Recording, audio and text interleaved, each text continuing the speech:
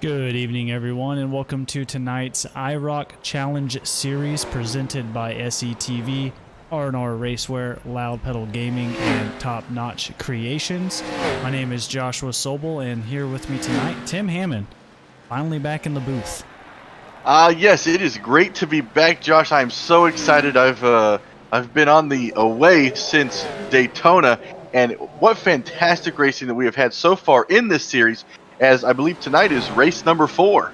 Yeah, absolutely. Race number 4 tonight is going to be none other than at Lucas Oil Raceway for 150 laps at Indianapolis, Indiana.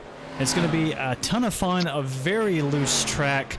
Not a whole lot of banking going on here. Actually, only 12 degrees worth of banking throughout the whole entire track. So pretty flat. You know, I'm really interested about this, Josh, because, you know, Indianapolis, Indiana is my hometown. Love everything to do with Indianapolis, but I have yet to race on this track, and it kind of reminds me of somewhat of an original Homestead when there kind of wasn't a lot of banking, but like others have said, a lot of guys are going to have to run that high line like it's Kansas. So it's a short track where you got to ride the high line, and that's going to be a very unique scenario tonight. Yeah, absolutely. There's not a whole lot of opportunities for passing from what I've seen in both practice session and just watching these guys kind of run around. So utilizing the high line is going to be key here, and this thing is absolutely slippery. The car's already 700 horsepower behind these things. It's going to be hard to wrangle these bad boys around tonight's track. But we are going to go over the race rules for tonight. We are actually looking at 150 laps with 1 fast repair and 3 chances at a green-white checkered. Seeing how practice is going, I think green-white checkers might be the first we see here at this series. And how many green-white checkers do we get, Josh? We get 3. We get 3. Okay. I think that we're going to see racing like no other tonight, and it gives an opportunity for, you know, the guys that have already won and kind of, you know, comfortable up there in points. They kind of can relax and kind of try to take it easy possibly, while the other guys who are trying to get their first win of the season can get up on the wheel and possibly get a win tonight here at Indianapolis. Yeah, absolutely. And of course, none of this would be made unless it was for the race sponsors. So huge shout out to Signature Esports, facebook.com/Signature Esports. They do broadcasting. They have their own type of iRacing leagues as well too. So contact them if you're looking for high quality broadcasting. R&R Raceway over at r-raceway.com for high-end racing apparel and your diecast cars. Loud Pedal Gaming, who's just a typical guy that likes video games, and he's over at facebook.com/Loud Pedal Gaming. He's just a streamer, you know, go check him out and give him some love. He does iRacing, Flight Sim. I've seen him do Madden as well too, so definitely does a lot over there. And of course, you can't forget Top Notch Creations over at facebook.com/Top Notch Diecast. Another place for replica diecast and dioramas. I always get that word mixed up for whatever reason, but go ahead and contact them as well too if you are looking to add any more diecast to the already growing collection you have. You know, I've always wanted, I have so many paint schemes that I have used in iRacing, and I've really just haven't bit the bullet yet to get one of those diecasts made. And I think it's about time that I do that, because I think it'd be really cool to have your own personal paint scheme on a diecast car, and you got to just sitting up in your house and somebody walks in, hey, what is this? And guess what? That's mine. Yeah, that'd be awesome. I was thinking about that for the truck series as well too, just getting like a little replica to have on my desk. And it's kind of cool that people actually, like, they have custom, you can do custom diecasts. Like, I never even thought of that until I got into broadcasting leagues. And that's the same for me. I had never heard of it until now, and it's a fantastic idea. But if you're tuning with us tonight, we do have live chat active on tonight's broadcast, so make sure you're active there. We will probably talk a little amongst ourselves here in the booth with some of the guys watching along as well too, so definitely do that. As well as, let's go over the standings, because those are actually quite interesting coming into today's race. Brian McCann, who's just been completely dominating these last few races, has now won 2 races back-to-back. sitting at 139 points, currently in first. But right behind him in second, Neil Quick, 106 points in. Then right behind him in third, Kevin McCann, Brian's brother that we have found out, 103 points in. Chris Wally, we got him in fourth at 96 points. Joshua Funkhauser and Mike Harper actually tied for fifth at 87 points. Brandon Mefford sitting in seventh with 84. Jarrett Widener sitting in eighth with 77. Alan Warnecki, who's been pretty dominant in the shorter runs, it seems, hopefully can do something here tonight, sitting ninth with 76 points, and Chris Quick sitting 10th with 75 points. So even the last three from 8th, 9th, and 10th, we're only looking at a point difference between those guys. Wow, that's amazing. That just shows you how competitive this league is every week. And I don't expect anything less here at Lucas Oil. I almost keep saying Lucas Oil Stadium. I keep getting that mixed up with the football. Apparently it used to be called Indianapolis Raceway. Yes. So they ended up changing the name there, Lucas. So it's kind of confusing when you think about it, because they're both in Indianapolis. You got Colts and a Lucas Oil Stadium, and then you have Lucas Oil Raceway. Yeah. So and then you have you would mix it up a lot with the other racetrack when it was called Indianapolis, because you'd have the Indianapolis Motor Speedway, and then you'd have Indianapolis, and it gets there's just a whole bunch of confusion there. Yeah, it's interesting. When I was looking at some of the history on the track, it looks like they have like a pretty massive drag strip here. That's kind of what it's known for in this area, from what I'm aware of. I know the only big series they host here in this racetrack is the ARCA series. I think they also do like some Formula Rookie stuff as well too. So nothing major besides the ARCA, really. If I'm not mistaken, I believe, and I could be wrong, I'm going to have to look this up during the broadcast. Mm-hmm. I believe that the Xfinity series used to race here. I could be wrong on that. No, you're right. It was a nationwide series, and I think it was back in like 2012, if I remember correctly. Not 100% sure, but I think that's when they last utilized this track as well too. Which was unfortunate, because a lot of, there was a lot of guys that, a couple guys that I followed was looking forward to racing Indianapolis, because the Xfinity Series didn't race there, and then they changed it to the road course instead.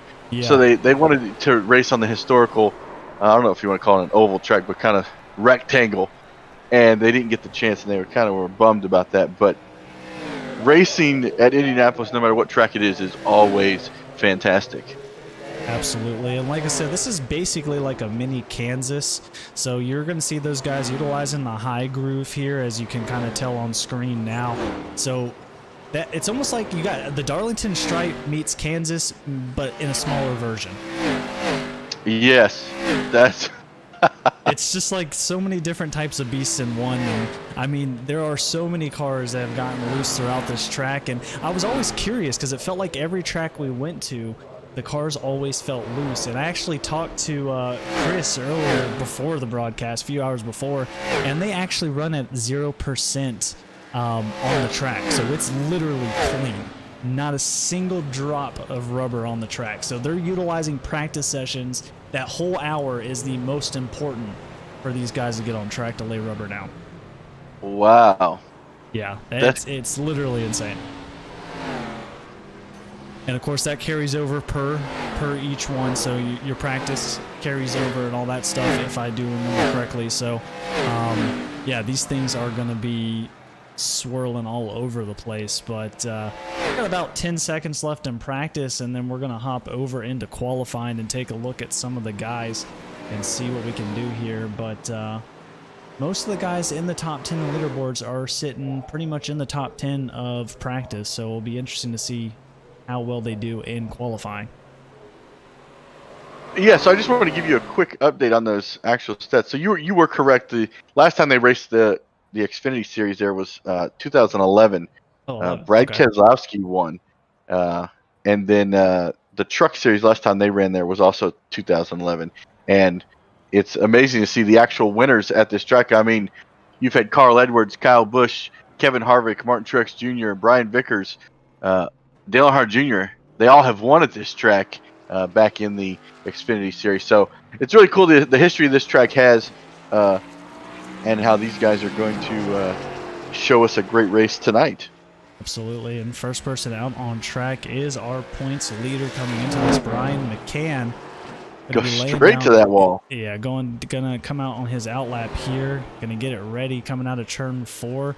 Take a look and see what he starts to run. I'm expecting him to be pretty quick. Most of the guys have been running about 23 flats, 23 twos. That seems to be kind of like where it's at, so I'm not expecting anything less here tonight with Brian McCann as he is coming into turn 3 and 4. So far, so good, not squirrely at all. And his brother posting a 23-0, and he throwing down a 23-3 his first lap. Wow. Kevin is laying it down. Kevin is flying right now, coming out. Oh, looks like a little bit of a mistake there, coming off of 4. Much slower than his first lap, but still sitting pretty in first place.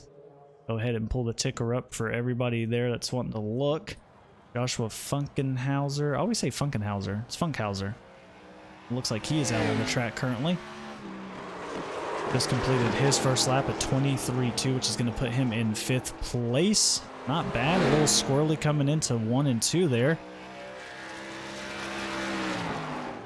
Take a look at Chris Wally sitting in the number 5 car. He's already led his first lap at a 23.6. But for some reason was not placed, so it might have nicked the wall a little bit. Let's see what he can do here on his second lap. We're coming across at a 23.636. Looks like that's going to put him at a 15th. Yep. Neil Quick sitting in that number 2 car. Already done his out lap. First lap completed here at 22.9.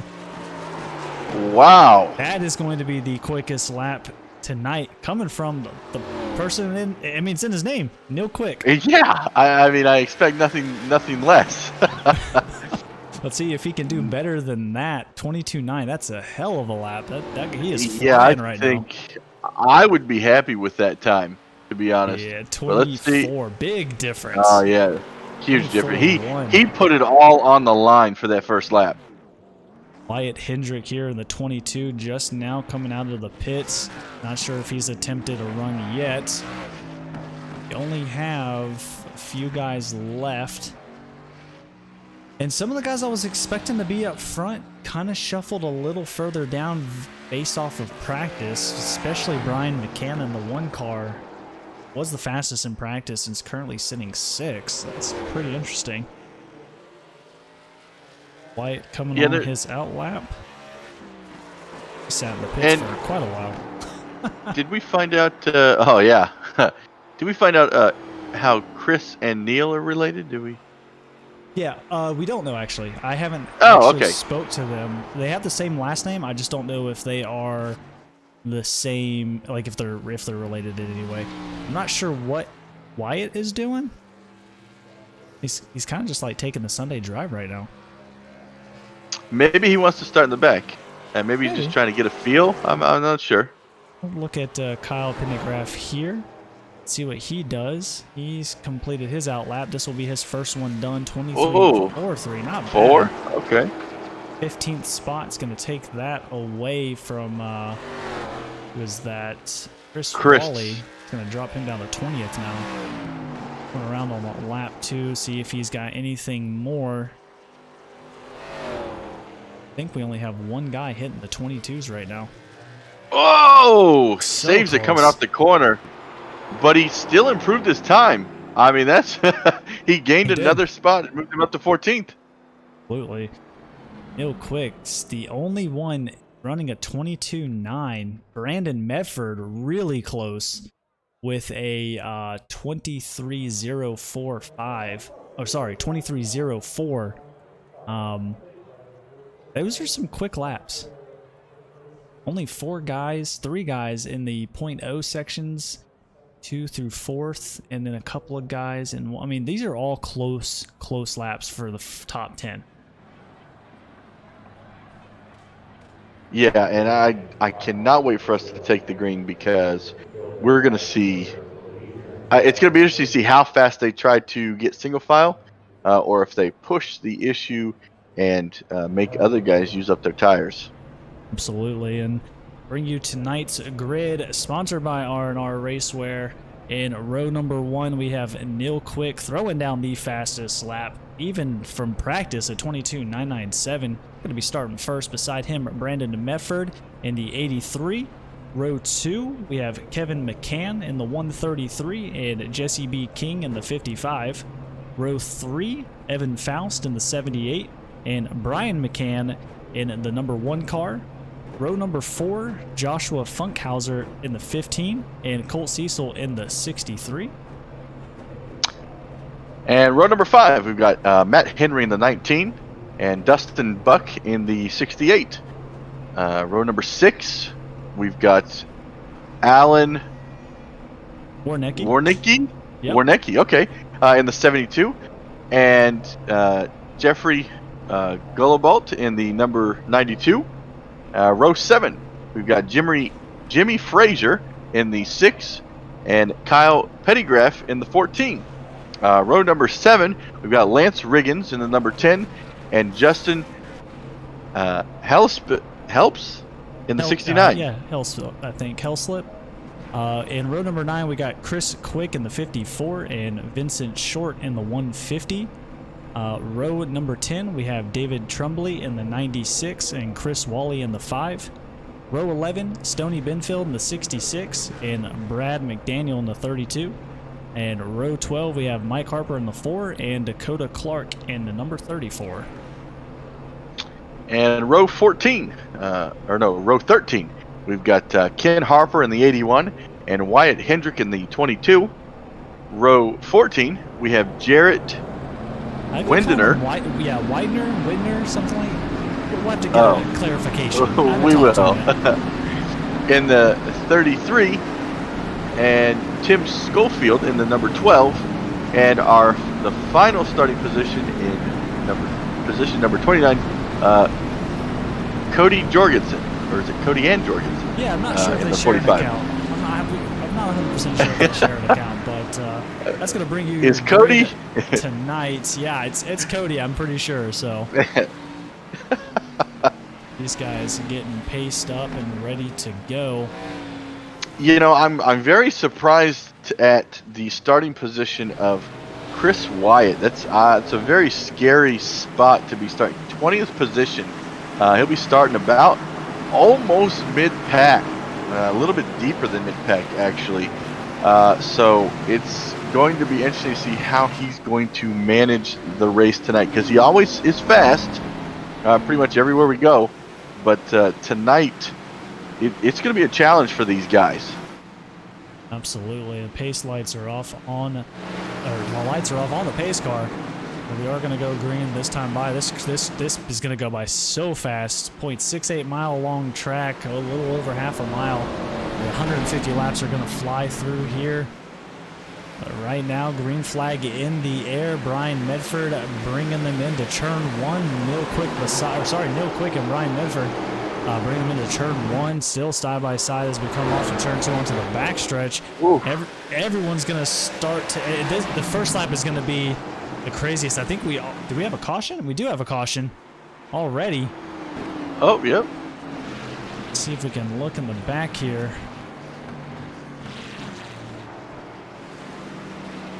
Not 100% sure. Don't. Somebody maybe single spin or normal. Let's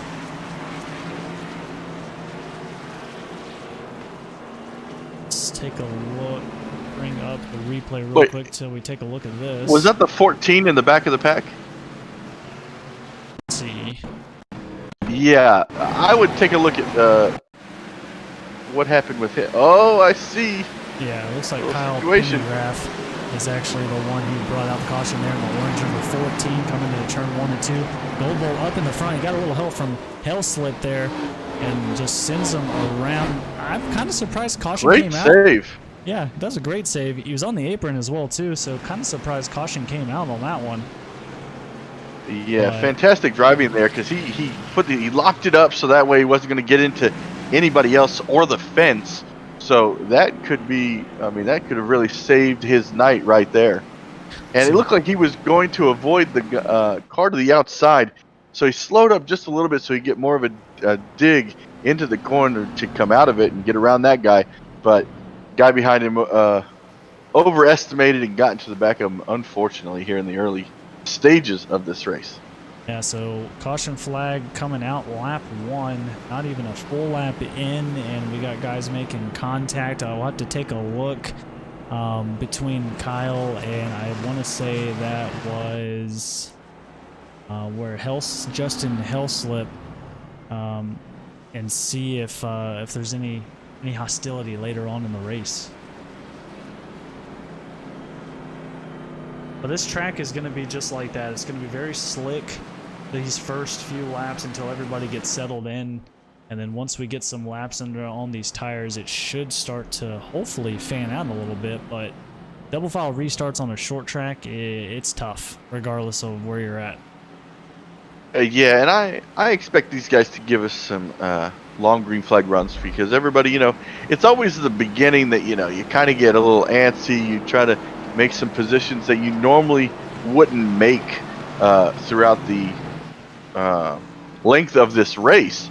But in these beginning stages, you kind of try to find some spots and try to take some advantages of some things. And, you know, things like this will happen.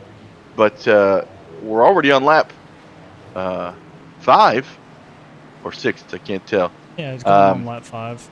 Oh, yeah, 5. Now. So, like you said, this track is very small, very fast. And this, before we know it, this race will be over. Pace car is in, coming off of turn 4. Neil Quick looking for a great restart. He gets that indeed. Brandon Mefford in the 83 going to come up behind him. Going into turn 1, still double file all the way back. Brian McCann in there in the number 1 all alone, but Cecil and Faust in the 63 and 78 going to be on the outside of him, or sorry, behind him coming into turn 3.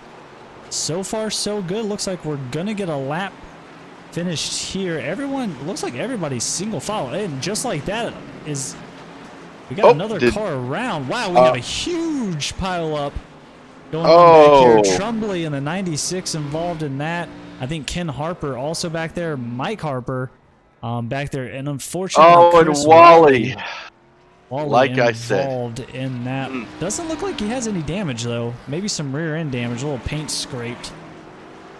Chris Quick might be back there as well too. For this track, I really don't expect, you know, Trumbley. That's some heavy damage to his car. But you know, this track is not. You're not really not going to need aerodynamics. So Trumbley got into the wall going into turn 1 on the restart. Comes off. Benfield is near him. I think people free up in front. Quick, yeah, 54 of Quick slows down. I see the 6 is involved there as well too. Oh.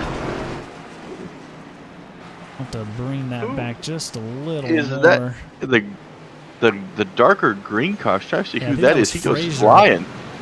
Looks like it's Frazier. Let's take a look at a different angle here. So Frazier in the 6 is actually going to get caught up by Buck in the 68 right on the backstretch. It's about to show up here. He gets into the wall, slows him down.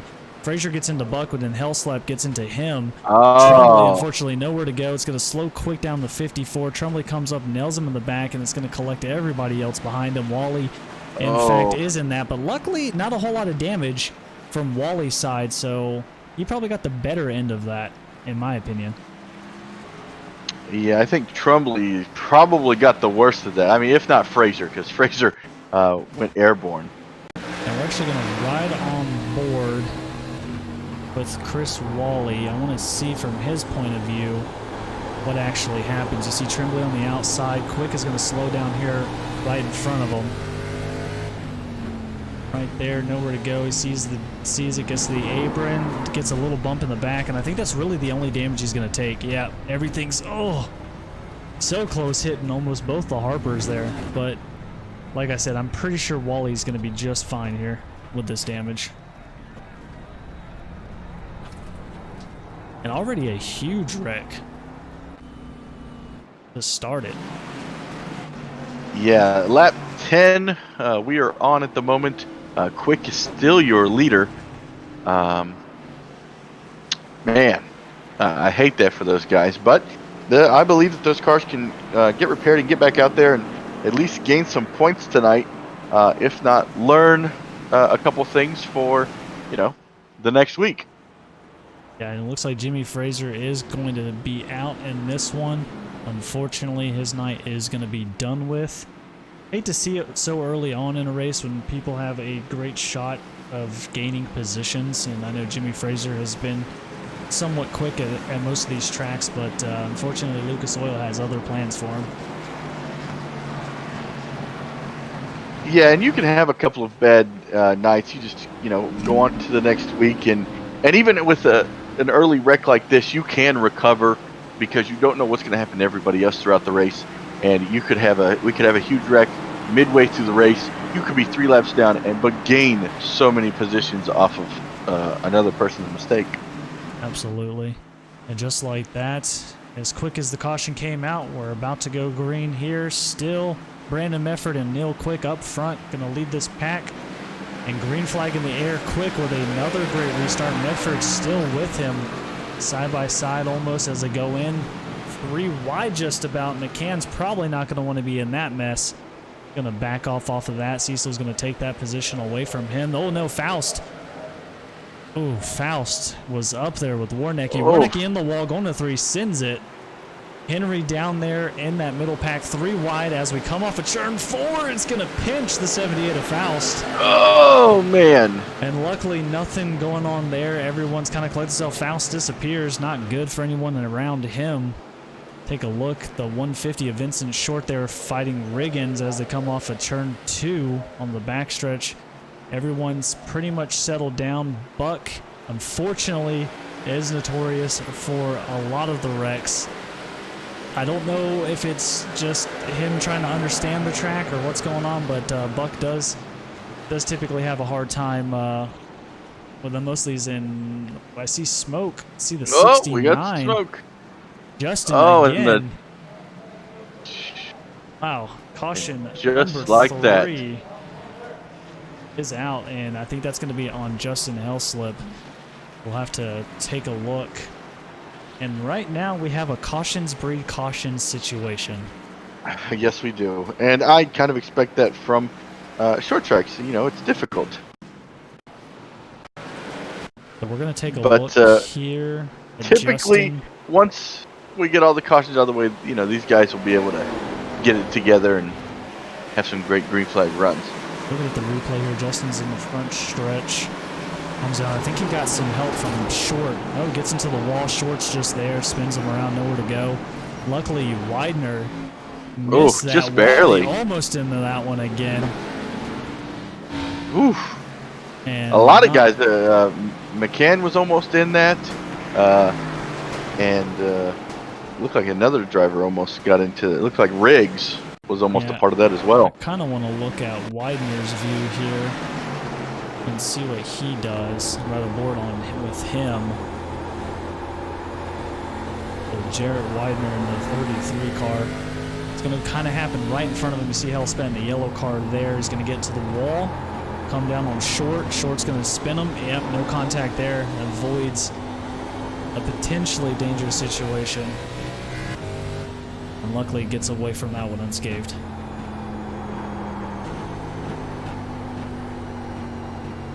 So unfortunately 3 laps in, or 3 laps, sorry, 17 laps in, and our 3rd caution of the night. So not looking good for some of these guys. Yeah, but luckily none of them have given up yet, which I really like that because there's a good and bad part to this, because since it's such a short track, you don't get a lot of time to repair things under the yellow. So you can't try to stay on the lead lap and so on and so forth. So you kind of got to hope that you can hold it off until the leaders start to go to the pits, and then you kind of would have more time to sit in pit lane and really just work on that car. And it looks like the Pace lights are still on. Looks like we'll go another around, probably about 2 more times. We'll probably go back green at lap 20 here at Lucas Oil Raceway. Have you heard anything on the radio from these guys from these incidents so far, or no? I unfortunately tonight do not have radio access. I am on the road still, so I apologize for that. Yeah. My bad. I thought you were back.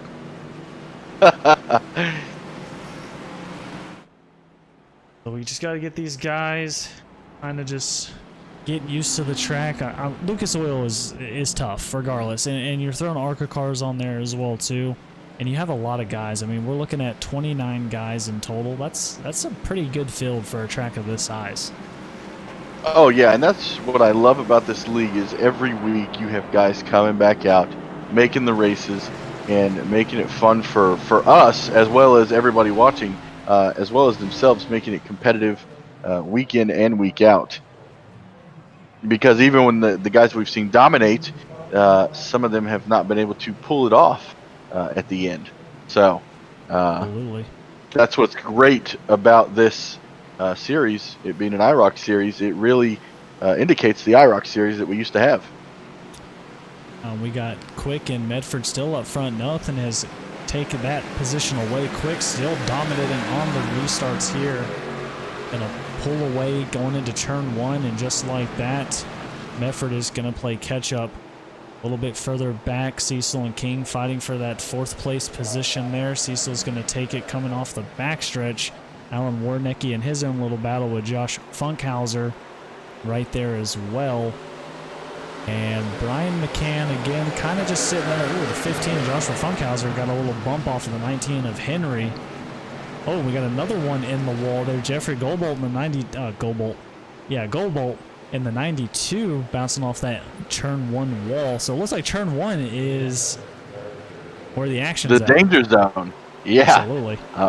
We're going to have a lot of, I don't know, what do we want to call it here at this track? 'Cause we can't, Lady in Black is at Darlington. So what do we, the Lucas Oil Drift. I don't know. Yeah, that's kind of tough. I don't know if Lucas Oil actually has a nickname. It's kind of interesting to see if they do. And Cecil taking that deep inside line there, trying to get around King here in 3 and 4.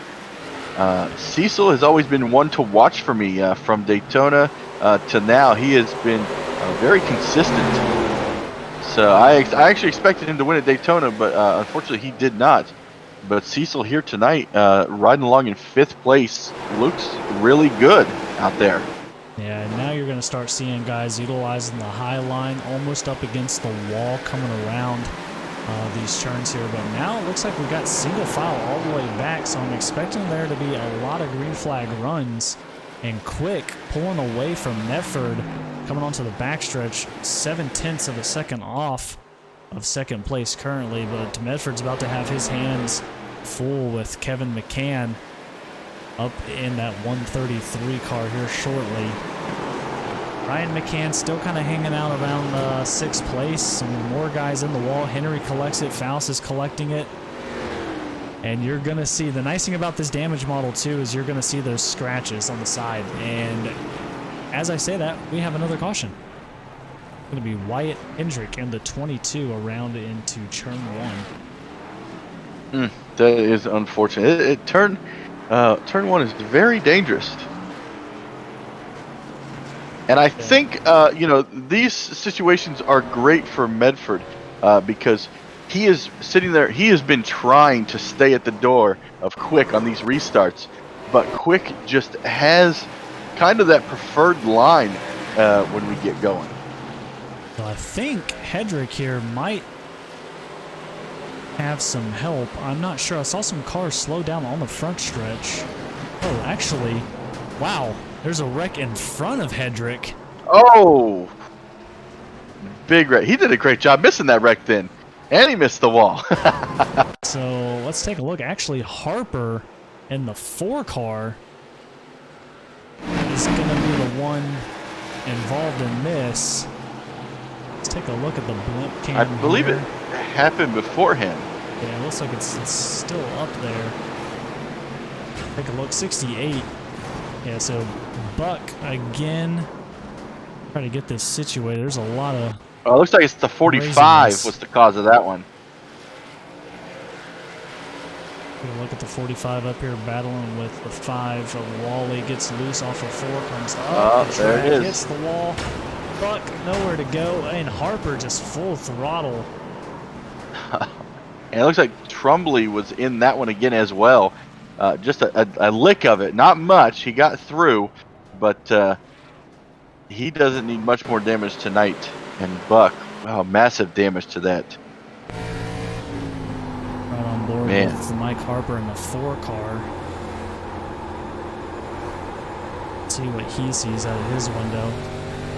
Happens up there quite a bit, and Yeah, he probably thought that they were going to go to the low side, honestly. You know, because usually, typically, oh, I think I see sheet metal on the track. Somebody's bumper. Oh, it's Harper's. Harper's bumper is out there. You might want to get a crewman out there to bring it back to him. He might need that later. But unfortunate for Harper, he probably thought, honestly, he thought, okay, they're sliding up the track, they're going to hit the wall, come back down. But that was not the case in this situation. Absolutely not. And like I said, we do have 1 quick repair here, so gives these guys kind of a second opportunity. I'm not sure with Dustin Buck. He's been involved in quite a few of the incidents here tonight. I'm not sure how that's going to go for him, if he's going to be able to continue or not. Let's look at his car. Looks like he used a quick repair. Looks nice and clean.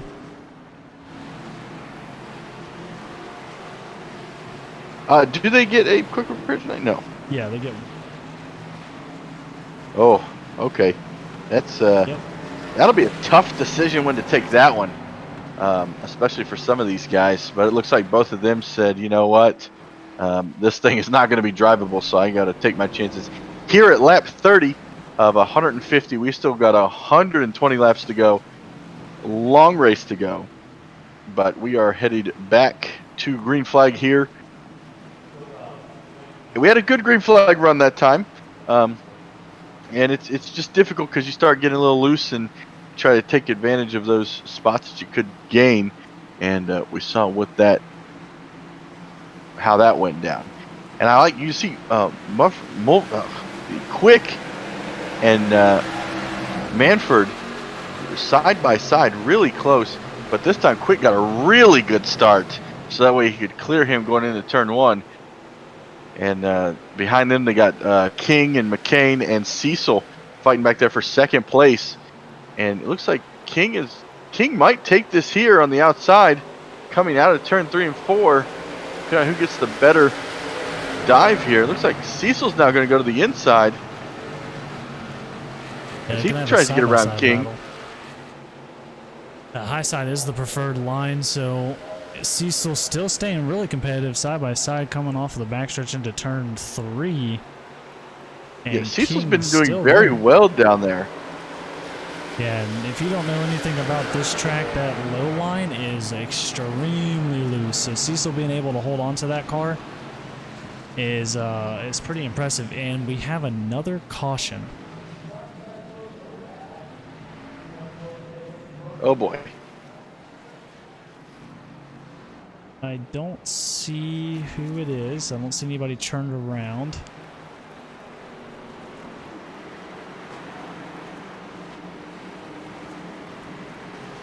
Take a look. Take a look and find out where this one's at.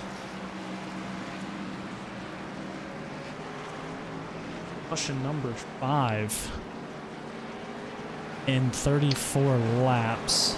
And I imagine, you know, I know these guys, this is not what they wanted tonight, and, you know, they still have time to clean it up.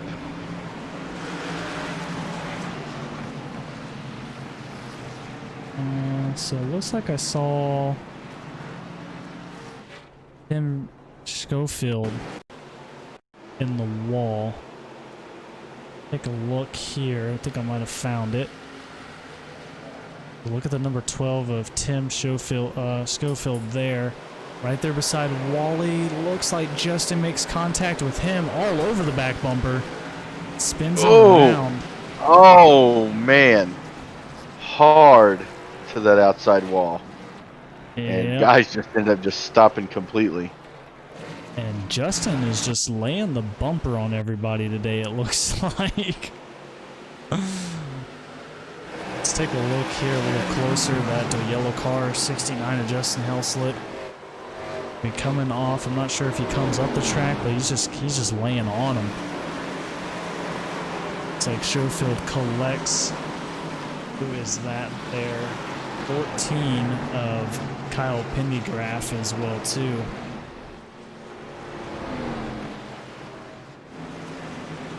A lot of damage to that left side of his car.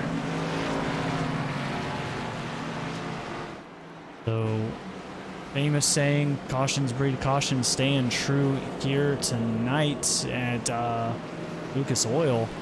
I'm sure a lot of these guys don't want to see this. Just want to get these green flag runs in and kind of. I imagine Quick is kind of happy. He's yeah. he's out there just leading every lap so far. And we haven't seen anybody take pit stops besides those that have been in accidents tonight. So pit window doesn't look like it appears to be open. Yeah, I mean, until we get some long green flag runs going, I mean, these guys really haven't raced on these tires that much. So, you know, they get 2 sets of tires, if I'm not mistaken. So you kind of gotta manage that. You at least don't want to change those tires until at least the halfway point. They do have 2 sets. Oh wait, of they tires. have 2. I'm sorry. 2. So they have 1 and then 2 more they could get. I apologize for that. I think the way it works is you have the one that you come with and the 1 extra. Okay, so I was right. Yeah, I don't think they count the 2 separately. I think it's the one you came with and the 1 extra. Okay, so then I was correct. So yeah, they really want to wait as long as they can before they change those tires. And these cautions are actually really helping them with that situation. A lot of this will be fuel at this point. And I'm Do sure we know a there's fuel plenty of run? it. Don't know fuel runs yet. I do know they're running full tank, so full Okay. 100% worth of fuel. So I would say probably 50 would be my guess at this point, but we'll have to see. The pace car back in, and Neil Quick taking us to the green flag. Again, just dominating with those restarts there. And just like we've seen, Medford now taking the inside this time, but not going to really be able to do anything with it there. Cecil and King still battling. Neil is way too good on that outside lane. You're not going to get around him on the inside. And Cecil just once again just using that inside lane to his advantage. He really likes that inside. Typically, he probably enjoys looser vehicles. So that's what's going on there. And loose is quick, as we all know. And caution And is back out again. another caution. And I want to say that had to be Justin Helslip because I'm pretty sure he just got disqualified. Oh, Because as soon as the caution came out, his name completely disappeared from the timing screen. I want to say Justin most likely in that one. We'll have to take a look and see here.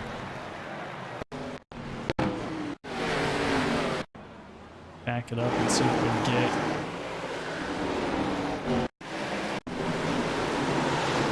This is after the restart. You see Justin on the back end of Benfield right there. Coming onto the backstretch, a little bit of contact. Going into turn 3. Still on that high side. Yep, they get into each other right there. A little loose, they both save it. And then, yeah, Justin just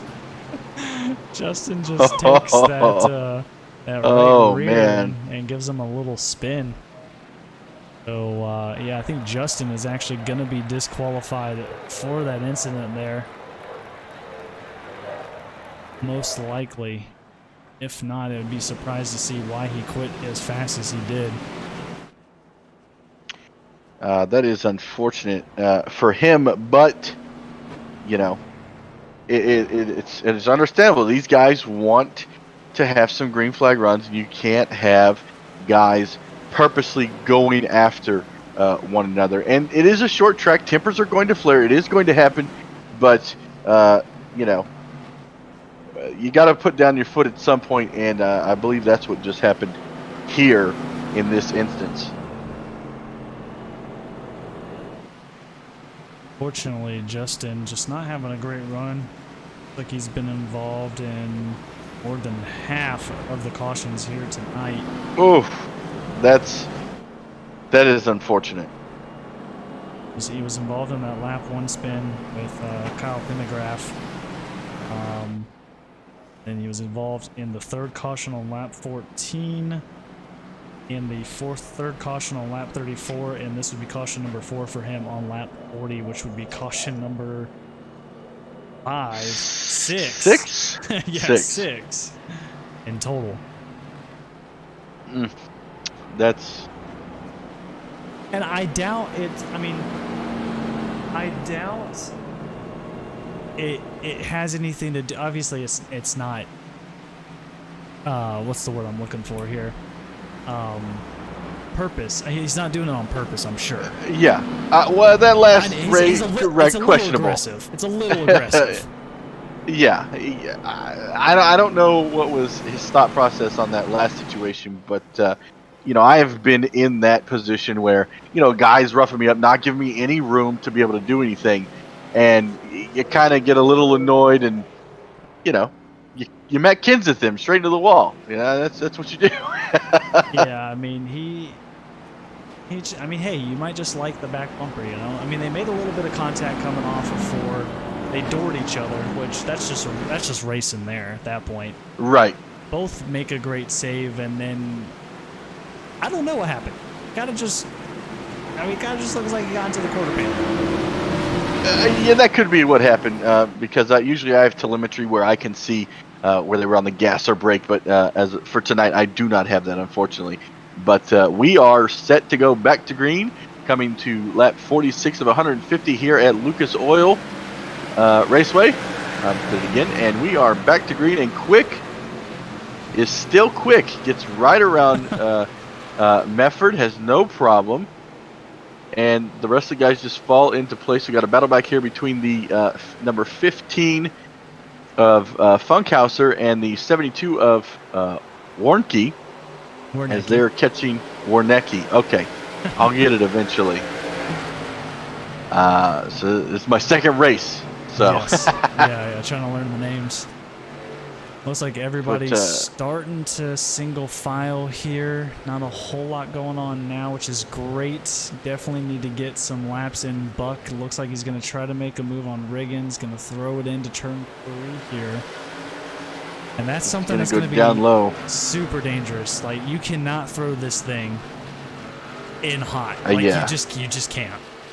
Very loose. And I want to point out also for everybody watching, Quick is still laying down the quickest laps here. He's got the cleanest air, so therefore he's going to be the fastest on the track every time. I think he just ran a 23.109 that last lap. So he is setting the pace here, fast in qualifying, fast in the race so far, and everybody else is just kind of trailing behind at the moment. You know, I imagine Brandon sitting in second place is hoping that he uses up his stuff so that he has a chance to get around him here.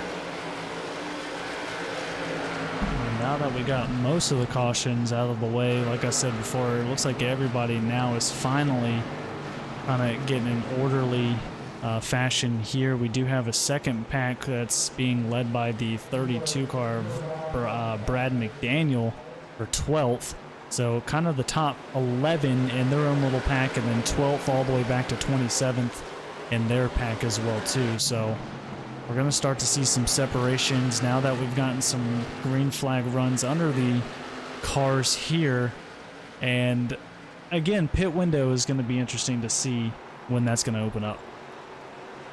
Yeah, because I don't believe really anyone has made any pit stops besides the cars who have gotten into accidents. So they actually, in fact, will be able to last longer because They had quick repairs. They got fuel. They got tires. They will. Well, actually, if you use a quick repair, does it automatically throw tires on?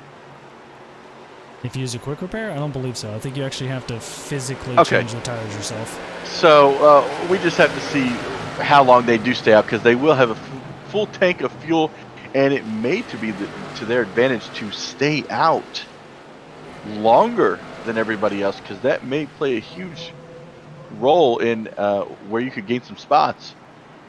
And caution is back out. Just like that. On lap 53. Go about 13 laps, get another one.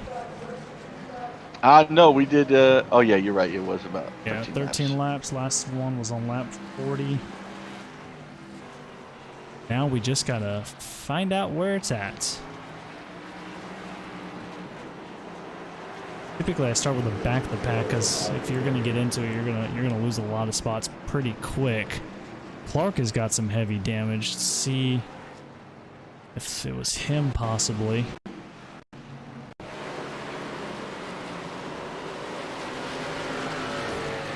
Actually, no. Looks like who's in front of him there. So it actually looks like it's going to be Chris Quick here, who's going to bring out this one due to a self-spin. See him in the blue car, 54, coming off of turn 4 right here into the inside wall. And yep, just like that, Flagman is going to throw it out. So self-spin to the 54 of Quick. Doesn't look like any contact was made, just there's no control there. And that's just the Lucas oil. I mean, this track is so slick. Oh, he did a toe. That's going to cost him a lot of time. That's a 3-minute toe right there. Yeah, I would have at least drove it back around. And maybe he called it quits, because now his car's totally gone. So, oh no, there he is. Yeah, I think he's having connection issues. I've noticed that he's kind of came in and out for the majority of the race. So, next caution, I'm gonna pull up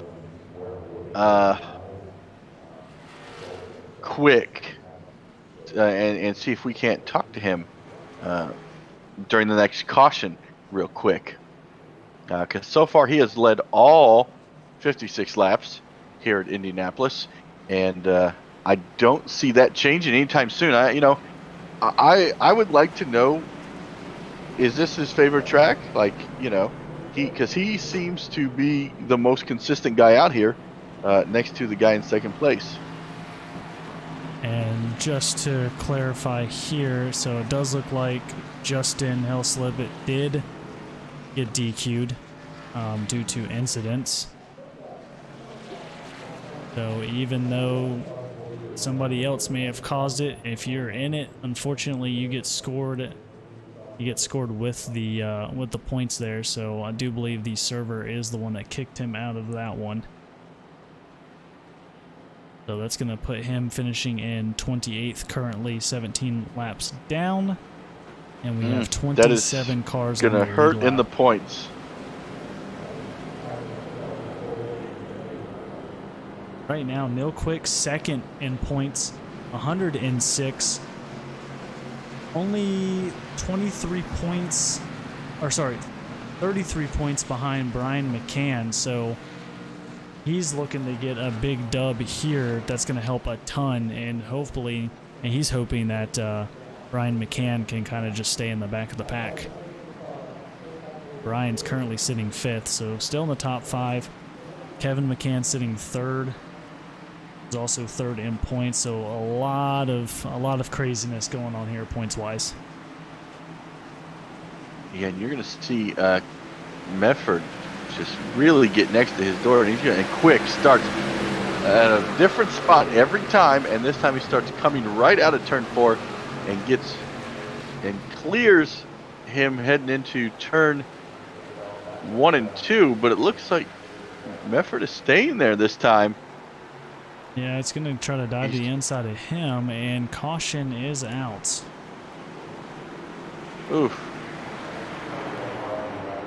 as we come to lap 60. We are now 59. on, well, 60 now. I think, yeah, 60. Yeah. I believe that's caution number 7 Like, or 8. that is caution number. I've been writing them all down. That's number 8. Okay. Let's take a look here. I think a lot of this happened in front of. Oh, it looks like there was yeah. Clark. I saw Clark 3 in the cars. 34. I see the 32 there. Yeah, 34 gets. Oh! So let's go back now that we know where it's at. Let's go back and take a look. So Dakota Clark in the 34 is going to get into the outside wall. But just in front of him, the 32, The 32 gets involved McDaniel as well. comes. Yep. Clark comes down onto Harper. Harper just sends him around. Gets hit by the 54 as well too. So. And the 14, yeah. Unfortunate. So when you got a race like this where obviously that high line, it's got a lot of damage coming there. It looks like he's going to maybe get a tow. Nope, he's going to make it to pit road, it looks like. So yeah, when you have a race that utilizes a high line like this, I mean, you're putting a lot of skill into the drivers to make sure they can maintain that high line, because that's going to be the quick line around here. So obviously late in the runs when tires start to wear out, guys are going to collect that wall, and unfortunately with any sort of car you race at any track, once you collect that outside wall, it's like a magnet. It kind of just sucks you It into really it. is. And it's almost like you can't get out of it either. You'll try to pull back, but it almost like instantly gravitates you to the next person that's below you, and then you're back to trying to stay off that person and the wall at the same time. Yeah, Mike Harper, I mean, Clark comes down in front of Mike Harper. Mike Harper, nowhere to really go, and unfortunately he's going to collect him. And I think incidents are going to be a big thing here. Now that we know people are getting kicked due to incident points, Yes. we might see more DQs. Oh, Quick. Something happened to Quick. He blinked, and then next thing I know, he's in the grass. Oh, that's something you don't want to happen, especially when you're the leader, and doing so well. So if you're just tuning in, we're on lap 63 here at Lucas Oil, caution number 8. Unfortunately, we really haven't had a whole lot of green flag runs. I think our longest green flag run, unfortunately, was 13 laps, and that was from lap 40 to lap 53. So Lucas Oil not treating these guys well here tonight, but some of the guys in the back hopefully can continue to stay out of trouble, and we might see a completely different winner. Could be Quick. And we forgot to make our picks at the beginning of the race, but my original pick that I'm still going to stick with was Cecil. I think he's staying consistent. He's been right there the entire time, and he's running a different line than everybody else, so it could, in the long run, could work to his advantage as we go back green here on lap 65.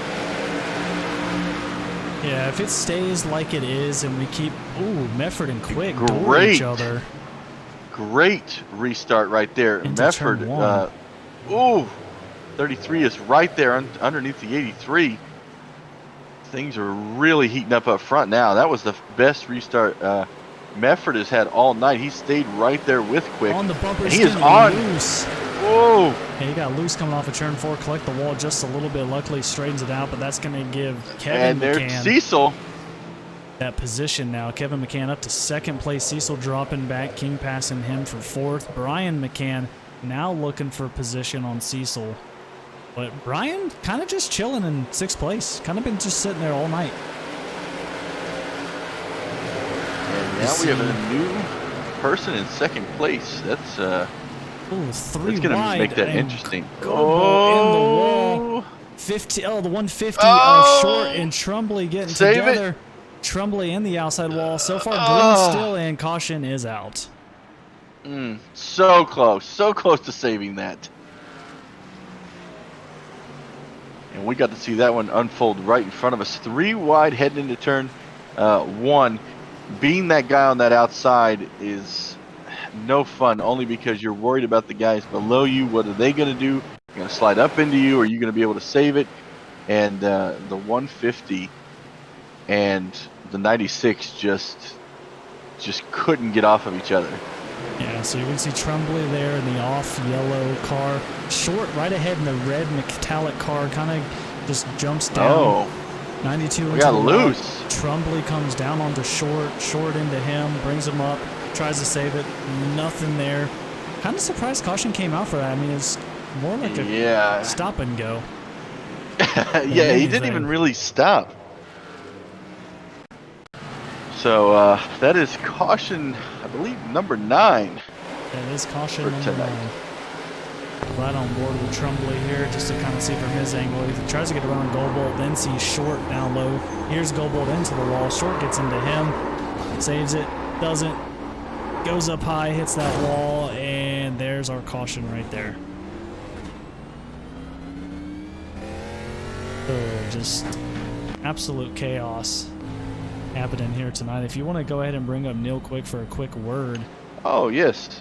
So many innuendos here. All right, we're going to bring up quick. We'll see if he's there really quick. Oh, I wasn't trying to be funny. Hey, Neil, it's Tim up in the booth. You got a copy? Yeah, I got you, bud. Hey, so you are, I mean, this is, I don't know if this plays into your plan or not, but you've led every lap, and you seem really comfortable out there. How's the race unfolding for you? It seems to be good, pretty good here on the restarts. I see that 133 behind me, so I'm sure this restart will be pretty interesting here. Yeah, because this will be the first time that Medford has not been beside you for this restart. So good luck, and we hope to talk to you after the race. Yeah, guys, thanks, man. Thanks, Neil. All right, and that was Neil Quick, who has led every lap so far tonight, lap 70 of 150. We're coming close to the halfway point. Lap 75 will be our halfway point, and so far, I believe, Joshua, we have 10 cautions, or 9. That is going to be... That's number 9. Caution number 9. Again, this is something these guys don't want to see. Of course, it makes for decent broadcasting when you have so many cautions. You get to see a lot of wrecks, especially with these type of cars that have that damage model to it. So these parts really kind of rip from the body. But as a racer, and I'm speaking from my own personal experience as a broadcaster and a racer, cautions are the last thing you want to see in a race like this. Yeah, especially not for the leader, but the guys behind him. They want to have that chance to prove themselves. They want to have that chance for a long green flag run, because where you're going to find most of your mistakes from the person in front of you is a long green flag run, and pit stops come into play. That is where people are going to make their mistakes, and where you could eventually win or lose a race. We're under another restart here, 11th restart of the night. Quick again dominating on those restarts. Gonna bring it in to turn 1. McCann gonna battle real heavy for that spot. Medford still looking to maintain that second place position. And I think restarts are the hairiest things here, because of the fact that everyone's trying to get single file, get into that high line, and that's where you start to see you guys shuffle around. So interesting enough, I want to point out that Cecil is no longer up here in the top 5. So he must have gone to the pits. Back in 20th. Yeah. He did pit. He actually did pit, so he's 5 laps on the tires, whereas everybody up front, the top 14 are 74 laps on tires right now. Well, that's going to be that's a hairy choice. And the leader, Quick, actually hit the outside wall and still got the fastest lap. At 39.0. Jeez. That helped McCann, though, in the 133 closed that gap. Will it change the handling of the car? We'll have to see, because sometimes just the smallest thing could change how things are. Riding on board here with Kevin McCann. He's really staying right there with Quick. Looks like he's a little faster in turn 1 and 2. Actually gets a huge run off of 2. He's actually going to... Yeah, he's going to go to the inside. And he's challenging Quick. Oh, he's getting tight and kind of goes up the track. That's what I'm talking about with that low line there. There's just no grip anywhere on that mid to low line. The high line is just dominating. And as you saw it there, McCann getting tight and kind of racing up the track just a little bit. You can kind of see some of the damage on the left side of Quick's car there, right near the 2. Got a little rub in, and McCann throwing it down Quick loose off of turn 4. And now we got a race. These tires are going to be wearing. It's lap 78 of 150. These guys have not pitted. They've not gotten fuel. They've not gotten tires. These guys are running on the original set from the beginning of the race. They've not had a lot of green flag runs, but still, you know, tire wear is tire wear, and tires that heat up and cool down, that has an effect as well. As we're riding on board here with Chris Wally, who I believe is sitting in 11th position. Yeah, sitting in 11th right now. A little bit. Yeah, he was involved in that early wreck, and he's recovered nicely, sitting in 11th. Trimbley there in the 92. I want to say I saw Dustin Buck get into the wall a little earlier back, but can't really tell. He's actually battling Cecil now. Cecil up 4 positions since the restart. Back up front and take a look. Quick and McCann still battling it out. His brother, I almost said Brandon, Brian McCann in the number 1 car. It's got some distance between him and Justin B. King. Now King did miss last race, and I want to say that took him out of commission in the points, because if I remember correctly, he actually was in the point standings before the ending of last race, and because he missed that race, it actually took him out of that top 10. But up front, we actually have McCann trying to make a move on Quick. He's gonna go to that inside lane. He's right there. Let's run on board with Brandon Medford. Oh, doored each other quick. Tight up the track. Just like that. And Medford and King is going to take that spot away from Quick. 3 positions. Falls back to 4th. King gets around him as well. Yeah, so McCann dooring Quick once again. I don't think he's going to take kindly to that. No, I think Quick is easily going to get back up there, I do believe. I'm not expecting anything too crazy. And just like that, gets loose off of 4. But, yeah, McCann, I guess it's just racing. You know, you door somebody. It's just racing. Yeah, it is. And it comes on to both guys there because, when we have a caution. Caution out. Looks like it's. I believe this is where we will see the leaders come into play. Yeah, so the 92, come into the pits. Jeffrey Gilbolt. I hope I'm not butchering his name, but looks like he was spun out on the front stretch. Take a look at the replay here and see what we can find out. He's battling Vincent Short in the 150. Cecil right there with him as well too. Short just down low. So far so good. Looks like he clears them. Oh, Goldbolt gets loose and actually collects Short hard into the inside wall. Our brother Short keeps going though. That's good for him. Take it from his that is point of view here and see what happens. Short. I'm on board with Short here. Gonna get a closer look. We'll see Gilbolt actually get loose on the outside right there, and just nails that inside wall. That is unfortunate. Short really had nowhere to go. Not sure if he's got any quick repairs or anything like that, but Oh, we got, is that the 32? Looks like the 32 got a lucky dog. Gonna be Brad McDaniel, gonna be scored a lap down. So under another caution here. Number Lucas Oil. 11, I think. Yeah, number 11.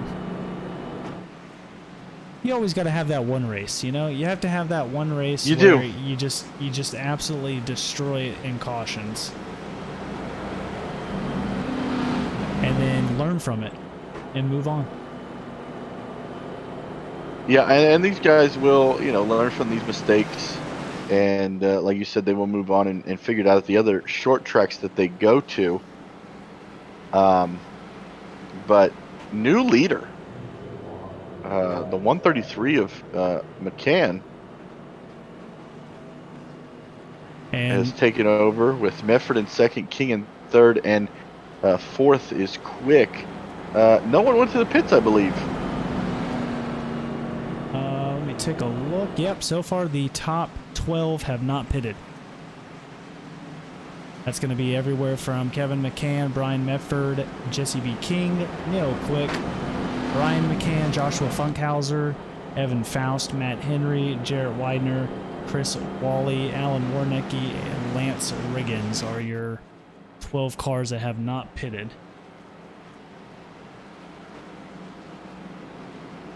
So they're still pretty comfortable on the tires they have. We'll have to see what that means for the other guys. Yeah, because I don't know how much longer. I mean, maybe they're trying to make it to a lap 100 on this set of tires. Possibly. I mean, with all the cautions, like you're saying, I mean, I doubt they're using a whole lot of tire right now. Right. I mean, that's true. But luckily, that we almost made it 20 laps right there on the green flag run. So it's getting better. This is getting better. That's the positive side of things. That is true. So green flag in the air. McCann gets a great jump on Brandon Medford going into turn one. Quick gets a little bump from King there.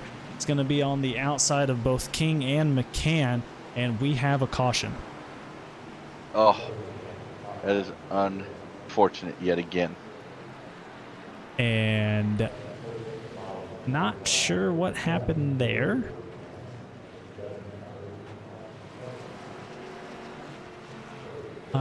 Maybe Chris Quick? Let's see.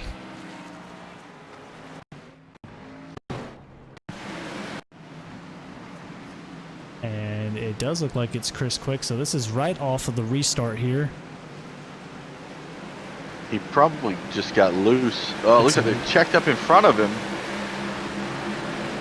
And then coming around the corner, yeah, just loses it. Oh, and that he already had one quick repair that he took, so that is really going to affect the rest of his night. I think that's his second self-spin of the night as well, too, so not really getting a whole lot of damage. I mean, you're nailing that inside wall, but I don't know how much it's going to affect the car. The car doesn't look too bad, in my opinion. So we'll have to see how it affects it. I mean, it looks pretty much like it hasn't been touched. I don't think he really hit the wall too hard. Yeah, no, it really shouldn't affect him, but these cars have a different damage model than the rest of the vehicles in iRacing, so it will be interesting to see how it does affect this car, if at all. So lap number, or sorry, I always want to say that. Lap 90 brings out caution 11, and I think this is a perfect time to let everybody know that we have a lot of sponsors for this race. One of which being Signature Esports over at facebook.com/Signature Esports. High quality broadcasts, does his own type of iRacing leagues. Hit him up if you're looking for a broadcast. Hit us up as well too, 10-4 Broadcasting. You can hit us up on YouTube messages. You can hit us up on Gmail. All that information will be in the video if you'd like a broadcast as well. Really quick, Josh. Yes. Speaking of broadcast, I think it would be an awesome idea if we did a collab with a broadcaster sometime. Just throwing that out there. Yeah, so Signature Esports, hit us up if you want to do a little collab. But R&R Racewear over at r-rracewear.com for your racing apparel, diecast cars. Loud Pedal Gaming, a guy who just enjoys playing games, over at facebook.com/Loud Pedal Gaming. Give him a huge shout out and follow him as well. And then we also got Top Notch Creations over at facebook.com/Top Notch Diecast. Replica diecast and dioramas. Go ahead and check him out over at Facebook and let him know that the IROC Racing Series and 10-4 sent you. So now we're just getting things kind of calming, sort of was starting to calm down, but now it's starting to kind of get crazy. It's a little all over the place. We're getting down to those the nitty gritty. We're about 55 laps to the checkered flag of this race, which is crazy. It goes by so fast, even with the amount of cautions. Imagine if we stayed green, how fast this would be over with. It's like almost like you blink and it's gone. It is. It's amazing how fast this race goes, even with all the caution. Green flag back in the air. McCann again making a huge run on that restart. Quick on the outside this time with King. Quick definitely has some unfinished business with Kevin McCann up there, but he's got to battle his way through Medford to get to him. And he gets around King. Yeah, he gets around King pretty easily, so looks like everything's going well for him. Tires not an issue currently. I just saw someone getting a little loose. Looks like that was the 33 car of Jarrett Widener. Got loose off of 4, saves it, and is back in it, back up front. Quick, trying to catch Medford. Fortunately, he's getting him on the entry, but not the exit. McCann still there. Medford trying to make a move on McCann as well, too. Not going to get that done. Check on Chris Wally here in the 5 car, sitting in 12th. Been involved in a couple of incidents. Luckily, hasn't done too much to the car, as he is almost up into the top 10, and caution is out. That had to happen somewhere behind him. And maybe Trumbley. Rough night for Trumbley. It might be Trumbley. Let's take a look with the 10-4 broadcast replay shows.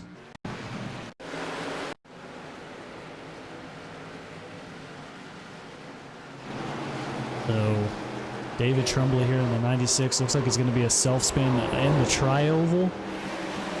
Oh, turn 4, loose, saves. Oh, it doesn't bring it back up. Oh, man. Oh, what a... Wow, who was that to the inside? Was that the 92? Yeah, it was 92. Jeffrey Gilbolt. We'll have to ride along with him and see. He was wheeling that thing. Almost gets around it. If I was him, I'd be happy with that. Right on board with Jeffrey Gilbolt. I don't know how to say the name. I'm sorry. 92. We're on the backstretch here. Trumbley's just a car ahead of him here in the off yellow, kind of cream color car there in the frame. Gonna start to get loose right here. Jeffrey's like, oh, I'm gonna go low. Oh, there's a car there, and there's the inside wall of the pits. Oh man, that looks worse on board. Yeah, it does. So Trumbley, unfortunately, having some issues, but a lot of guys having some issues. Yeah, but what Trumbley does have to be careful with, though, is the fact that he could get penalized to be disqualified from this race if he's not careful. So he does not want that to happen. Absolutely. I wish we had a way to see how many incidents a driver had.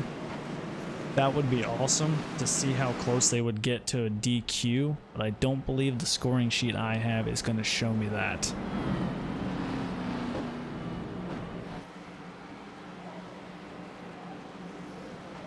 So let's kind of put yourself in their shoes. You're having a race. There's a lot of cautions. You're in the mid pack. Feel like you have a great car. What's your strategy? Well, my strategy would be to, if I'm in the mid pack, I would have pitted by now, if not now, just because these leaders now have 102 laps on these tires.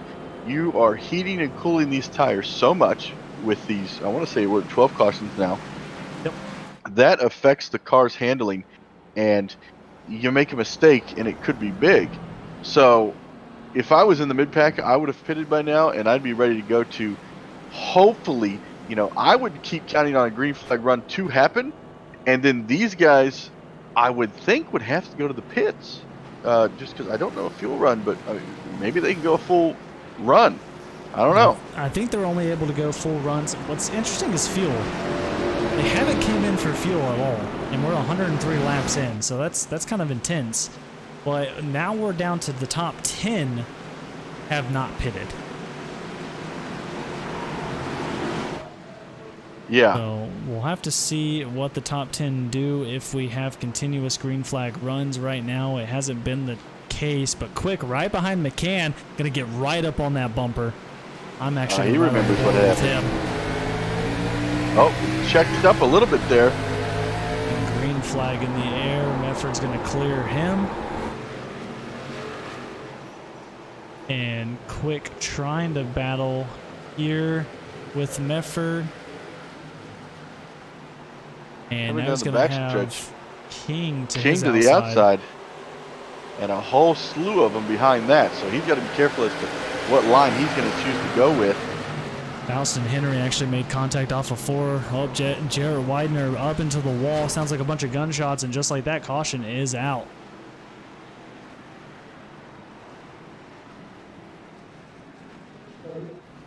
Cecil, I want to point out, Cecil is making his way back up there after he was 20th position after he pitted. So that is why I'm telling you that you should have pitted by now, because look at the positions he's been able to gain through these cautions and the small green flag runs that we did have.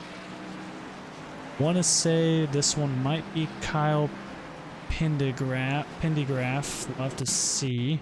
He's got a lot of damage. Oh my god.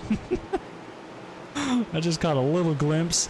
Yeah, Pendergraph is definitely going to be the one involved in this, but I don't think it's because of his misdoing. We'll have to see.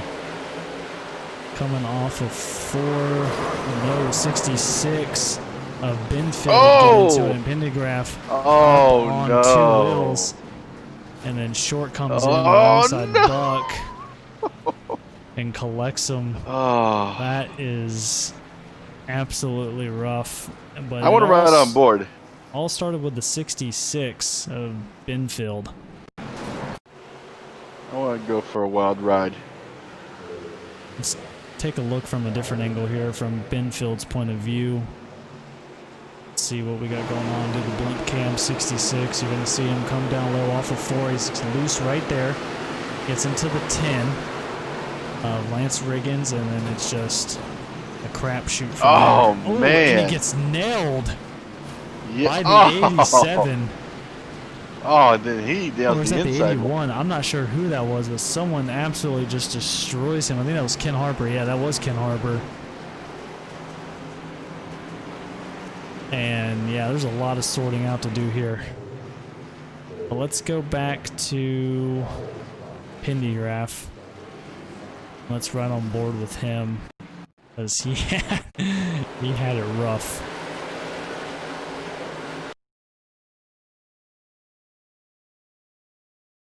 Here, being situated, and we're on board with Pendergraph. Right there, accident happens. He thinks he's out of it. Almost flips. Luckily, he doesn't flip, but just What a ride! Oh, his view didn't really seem that bad.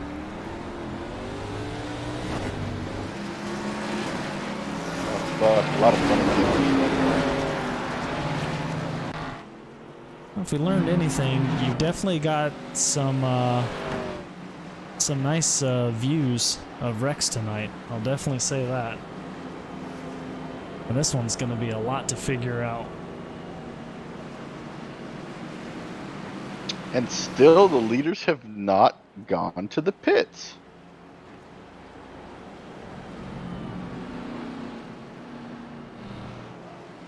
I'm gonna go find out.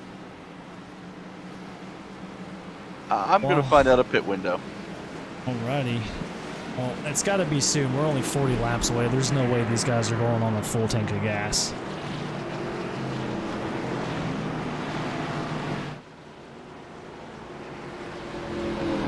While he's figuring that out, pace lights are off, so we're going to go green this time by. Looks like it's these last 4 cautions, unfortunately, less than 10 laps in between each one. So, started to cool down there, almost made a 20-lap run, and now we're kind of getting back into the crapshoot of guys all over the place. So we haven't had anybody else DQ'd. What happened? Oh, I was just talking amongst the viewers.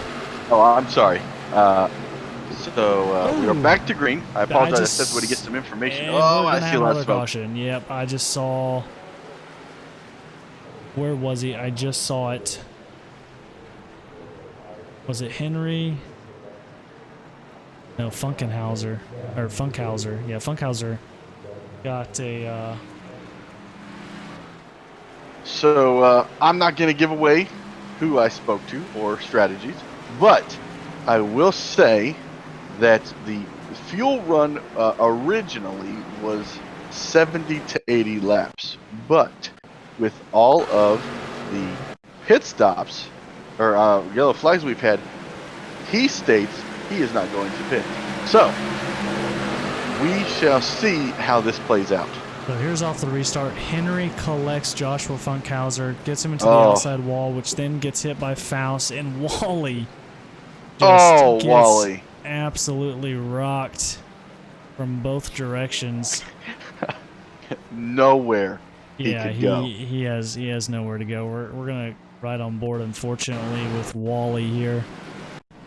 Right off of this restart. So here we go, restart underway. And we'll see what Wally sees from his point of view. Accident's gonna happen right in front there. Let's off. Just nowhere to go. Funkhauser there, and unfortunately gets railed in the back end. And unfortunate night for Wally. I don't think he's used a quick repair. This could be the time. So it may not be as bad, but he's going to be all the way back in like 21st. So with the way that the race has been going, there's no telling what's going to happen. And we are on lap 114 of 150. We've only had 2 leaders of Kevin McCann and our early leader, Neil Quick, who is now sitting back in 3rd position. He's going to have to find a restart where he stays up on McCann as much as possible, and maybe make him really push it going into 1, and it push him to the outside, and Neil could get to the inside.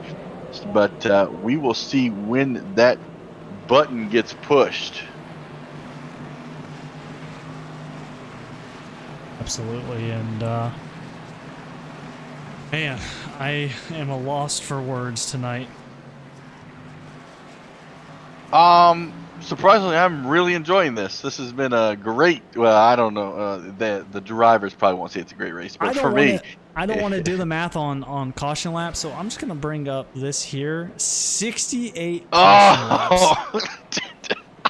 68 caution laps in 100. You shouldn't have done that. And I was just curious because I was like, you know what? Let me figure out these cautions. But 14 cautions in, 68 laps. Man. Over half our laps have been under caution.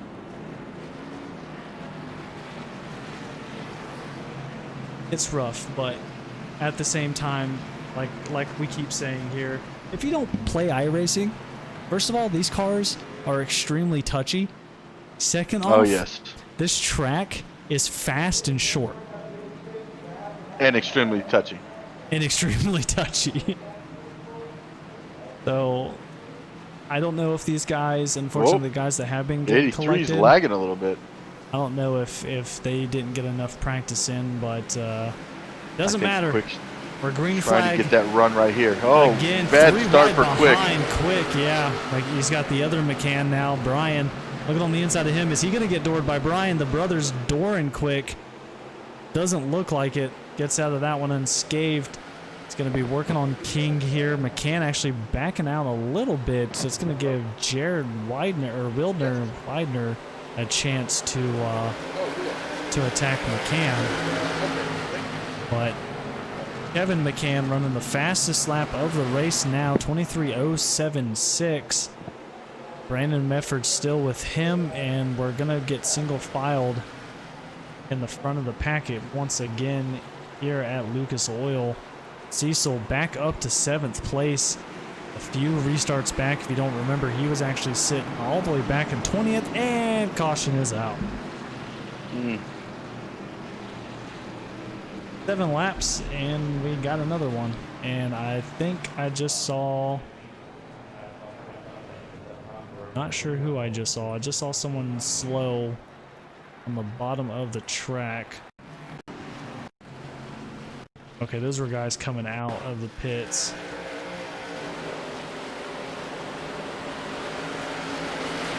Just a moment to get an idea of what's happening here. Oh, Binfield?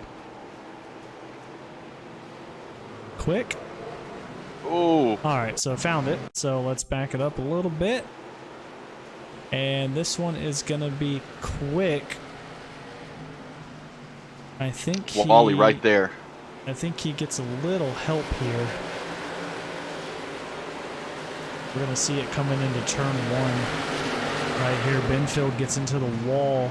Going into 1. No, he actually comes down on Riggins, which is going to put Quick down in front of Warnecke. Warnecke, unfortunately, just a little tap is just enough to spin Quick around.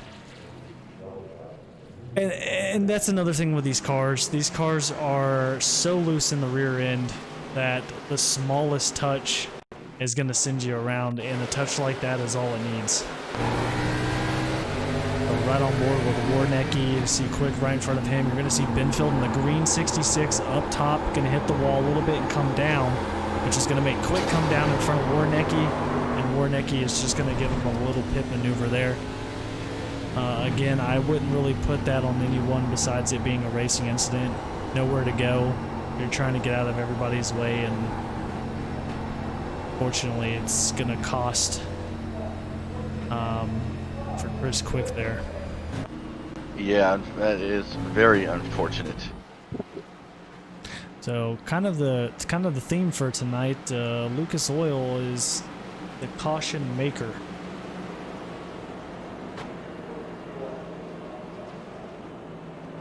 We get everything figured out here. Lap 118, bringing out caution number 15 of the night.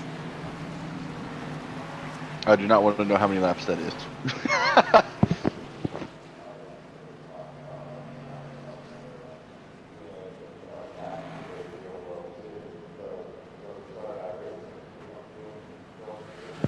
But lap 122 of 150 as McCann leads us back to the line for lap 123. I believe we'll probably get 2 green-white checkers. I think we're going to use all 3. Oh, see, I was going to say it, but I didn't want to. I'm not trying to bring the party down, but I'm just going based off of what we're seeing right Statistically. now. Statistically, in the last 6 laps, we have not. We can't do more than 7 laps. So statistically, that lets me know that there's a good chance we might use these green-white checkers, which is going to be bad for the leaders because they still have not pitted the top 7. But look at that. Medford right on the door of McCann. Oh, but he's going to get a great run. Yeah, Brandon there trying to do something 3 wide in the back. Cecil's going to be on the low side. McCann is going to be the sandwich in between Henry and Cecil. Henry in the wall. McCann's going to get collected. Oh, it's hard to the inside. Brian McCann is going to eat the inside wall. Oh, no. And he's got heavy tire damage. Luckily, he can drive away from that. He still has a quick repair. He has Problem is going to be turning into pits. Wait, we're still green. Really? Oh. We are still green. Wow. Okay. Didn't see that coming. How the heck do we have some of these cautions? Speaking of which, the caution with David Trumbley, who literally spins himself out and stops for just not even half a second, and we're going to get a caution for that. Brian McCann literally eats the inside wall, and now we have a caution. I don't think he was able to turn. I think that's what the issue was. Oh, maybe not. Is he the reason the caution came out?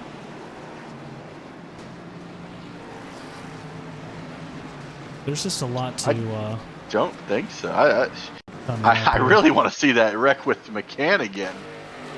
All right, I do believe McCann's the reason the caution came out. I don't believe it's not for the initial caution, unfortunately. I think it's because he could not turn the car to get to pit road. So here we go. McCann 3 wide, Henry on the outside, Cecil on the inside. Cecil just again taps that quarter panel. Gonna send McCann into the wall. And as you see here right on board, a lot of damage to that car. Tried to get to pit road until he can't.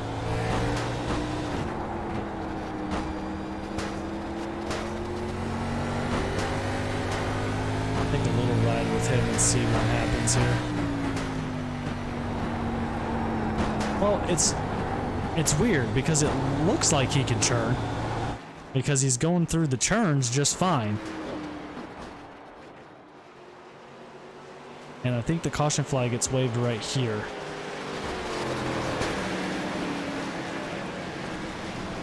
Yeah. Oh, that's probably why. So yeah, he couldn't turn going into the pit, it looks like.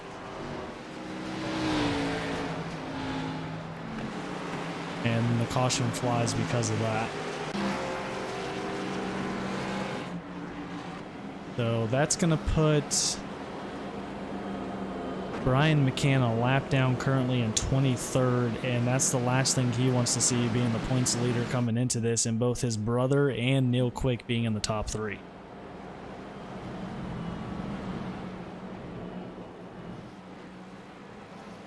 So let's take a look, see when this caution came out.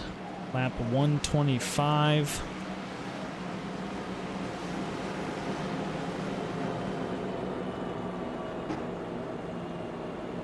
And that's going to be 16 cautions tonight.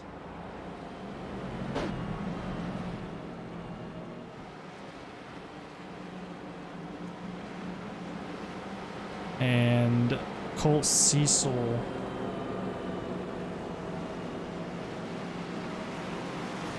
will be the cause of that wreck, on top of Matt Henry getting into the outside wall. And McCann not really being able to go anywhere, coming in front of Cecil there. So I don't know, is McCann not using his fast repair? Okay, he did. I was confused. I thought he was still on pit road for a second. And McCann using the fast repair, but still a lap down. Easily going to get that back though. If we continue going like we are. Chris Wally in the 5 car sitting in 18th after a lot of wrecks he's been in tonight as well too, and 20 laps to go and the top 6 have not pitted. That's literally insane. Oh, Medford. gets a little ahead of McCann, but has to slow it down so he doesn't get black flag, and that's going to open the door for Quick to take that spot away. King in the walk. Henry's going to try to make it 3 wide. Please, Henry, don't do this. Do not make this 3 wide, and caution is out again. And I have no idea why. I had issues with my headset after that glass caution.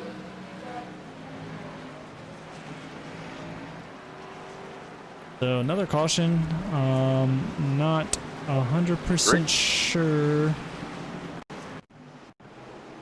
where that was.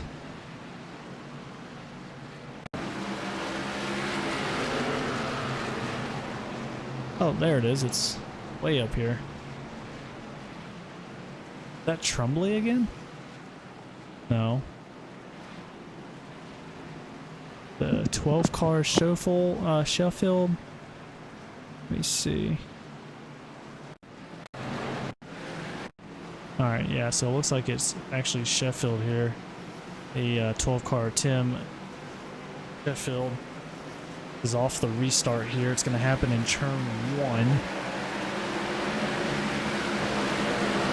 And you see Goldbolt going to the outside of him and collecting him, like literally just pit maneuvers Tim and takes him for a ride. And I think Tim, he was speeding up on that caution. I'm going to watch this replay. I think there might be some retaliation here, because he's going through the field like it's nothing. So let's see. I haven't got to see this yet, but he is flying through the field right now. He's going to get back up there with goal bolt. Let's see what happens. 92.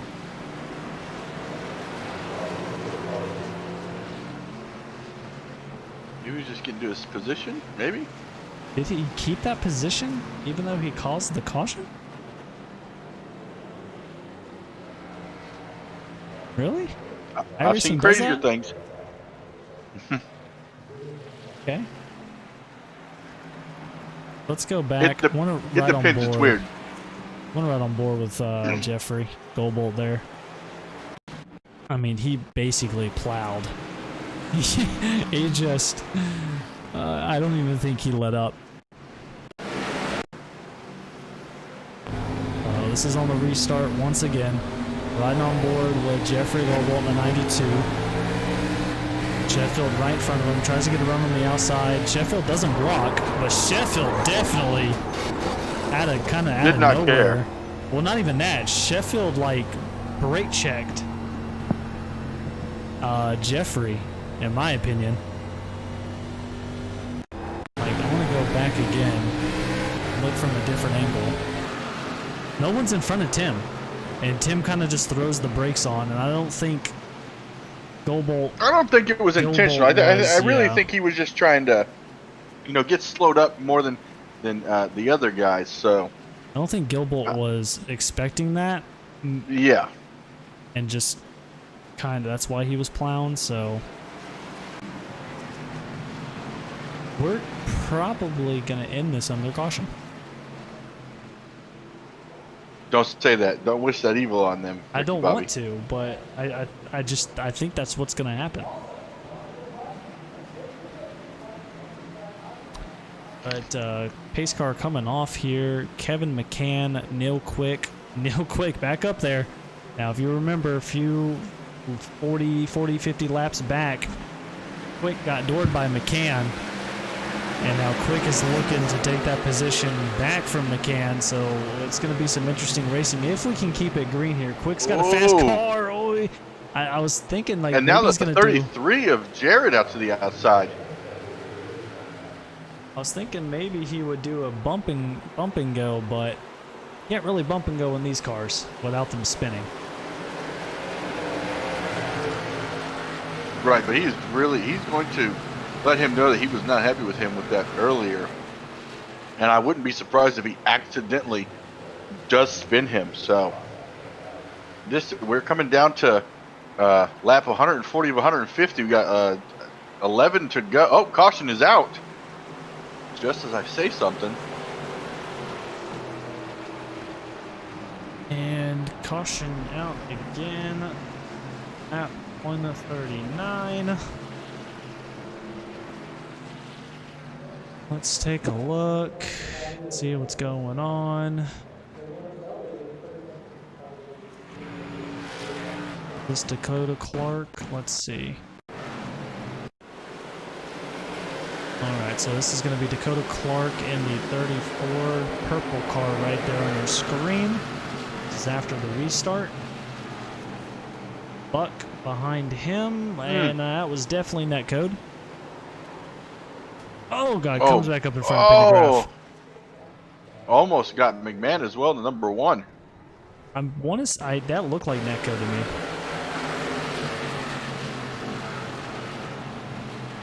It's right on board with Buck. Like, you don't I don't hear... know. I don't know, you don't Okay, hear yeah. the sound of them making contact.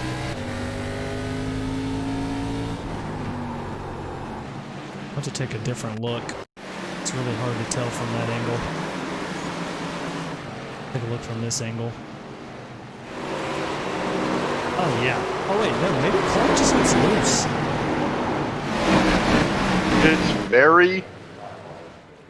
It's very borderline, whatever happened. It almost looks like the car reacts to like a hit, but doesn't get hit.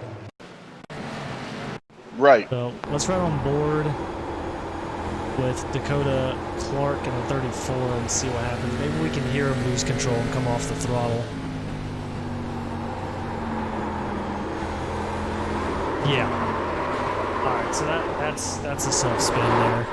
You can tell just by the horsepower, like he goes to give it throttle, it was already cutting loose, and as he continued to give it throttle, it just fully went around.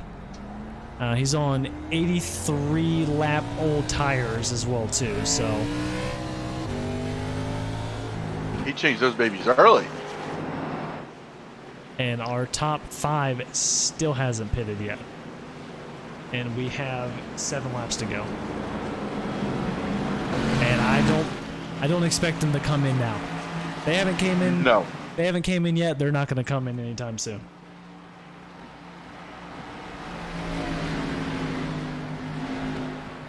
And they're all in gas saving mode, I'll tell you that.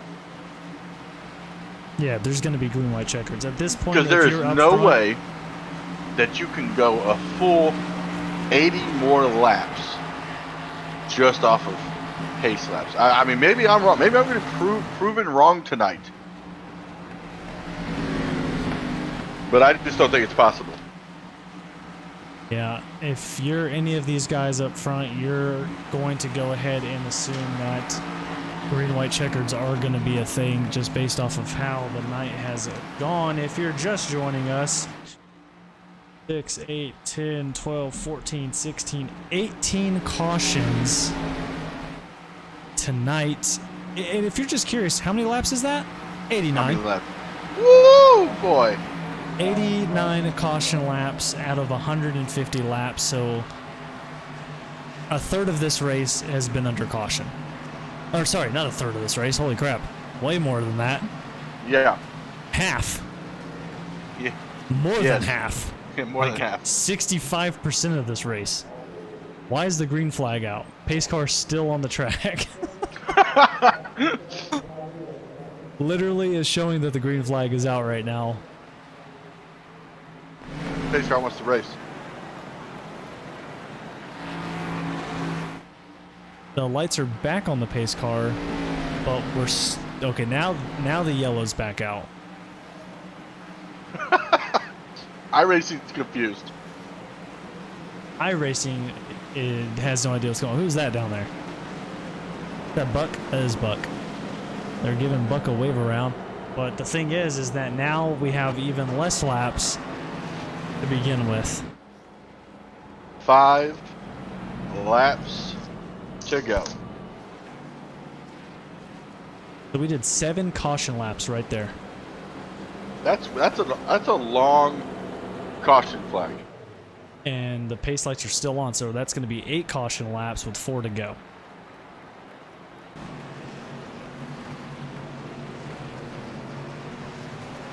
I'm really excited to see how this is going to shape up between McCann and Quick here on this restart. Yeah, Quick is going to have to give it everything he's got to to outbeat McCann. I mean, he stayed up front for the majority of it. Like I said, they kind of had a little altercation, doored each other racing into turn 1. That took Quick out of contention. And now he's back up there to second. The pace lights are still on. Hopefully they go off this time by. And they're not. And they're off. They're not? No, they're not off. So now we have 3 laps to go, and we're not even double file, which means when this race starts, it's going to be a green-white checker. This is going to be dangerous.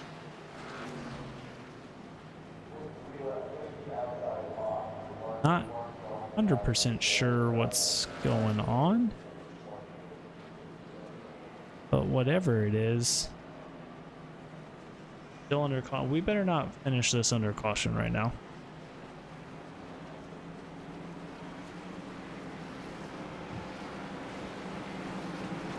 We'll see. iRacing does some weird stuff. The lights would have to go off here, and they're not. I think we're finishing this race under caution. Oh, we have to finish this race under caution. There's only... On my scorecard, it shows there's only a minute left in the session. Oh. Okay. I don't know if that's right, but it literally is saying there's 50 seconds left.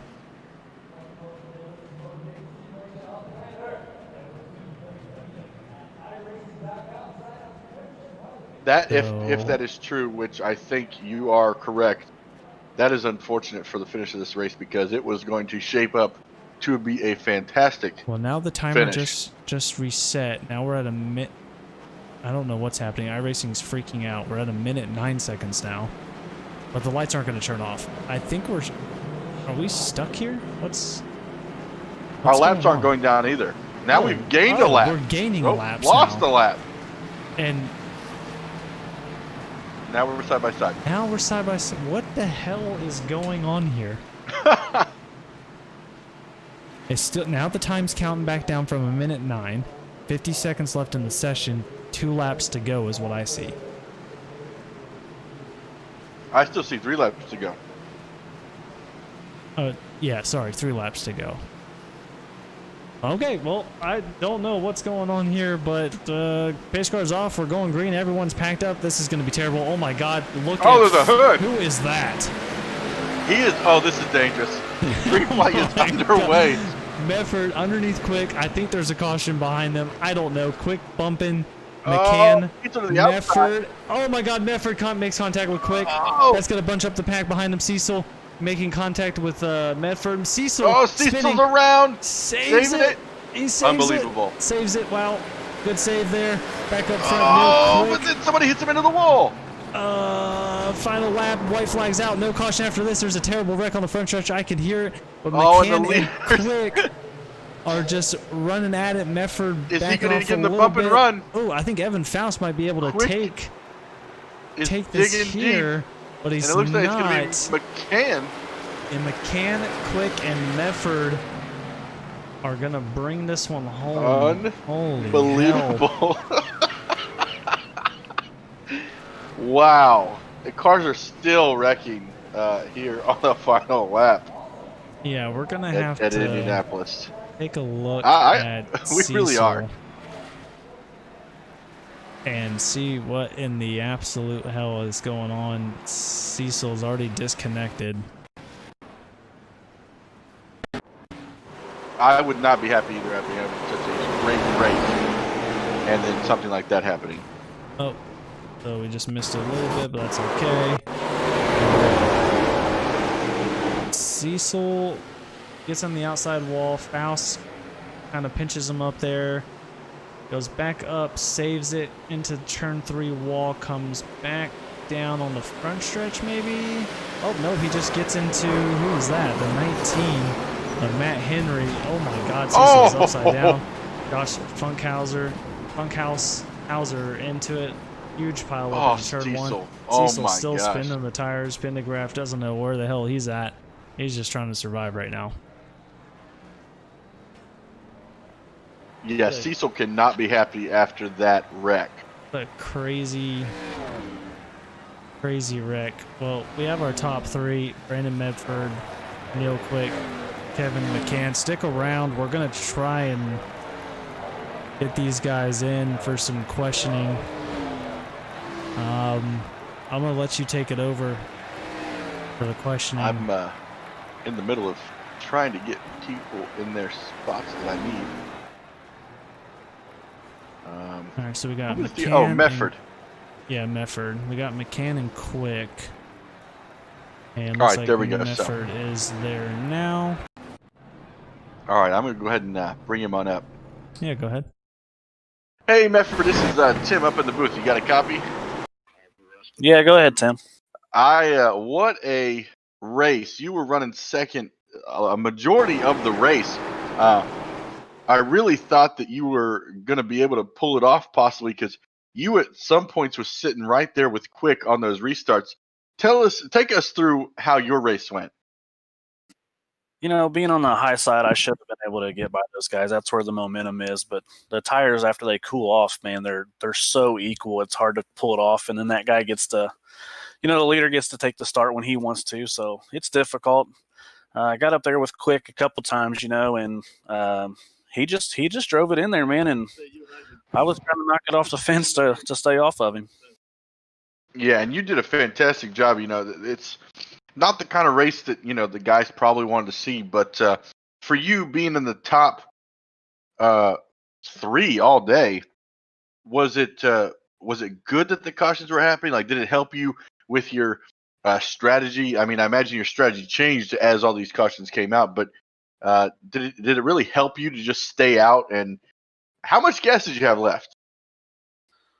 I was saving fuel from the start. Not sure how this race was going to go. And I mean, about lap 50, I was good by, I don't know, 8 or 9 laps already. So I finished with nearly 20 or 25 laps in the tank left. So the cautions really helped with that. I'm sure the race wasn't that great on TV, but yeah, it helped me stay out front. I think I was just as good as McCann. I think I was better than Quick, but I mean, track position was just huge tonight. Yeah, and I think it was 5 of you did not pit tonight, and it really paid off for all of you, to be honest. Because the first person who did pit was, I think, Josh, my brain has stopped working. What's the that? car that just Cecil. Cecil was one of them that had just had pitted and was catching you guys. But you got a shout out for anybody? Yeah, I want to shout out to the league. I hopped in this last minute, didn't know what to expect. A lot of really good racers. And thanks for everybody that puts it on. Thanks for the sponsors that let this get broadcasted, and thanks to my family and everybody that takes they do whatever they want while I'm here racing, but it takes a lot of time away from that. But yeah, last.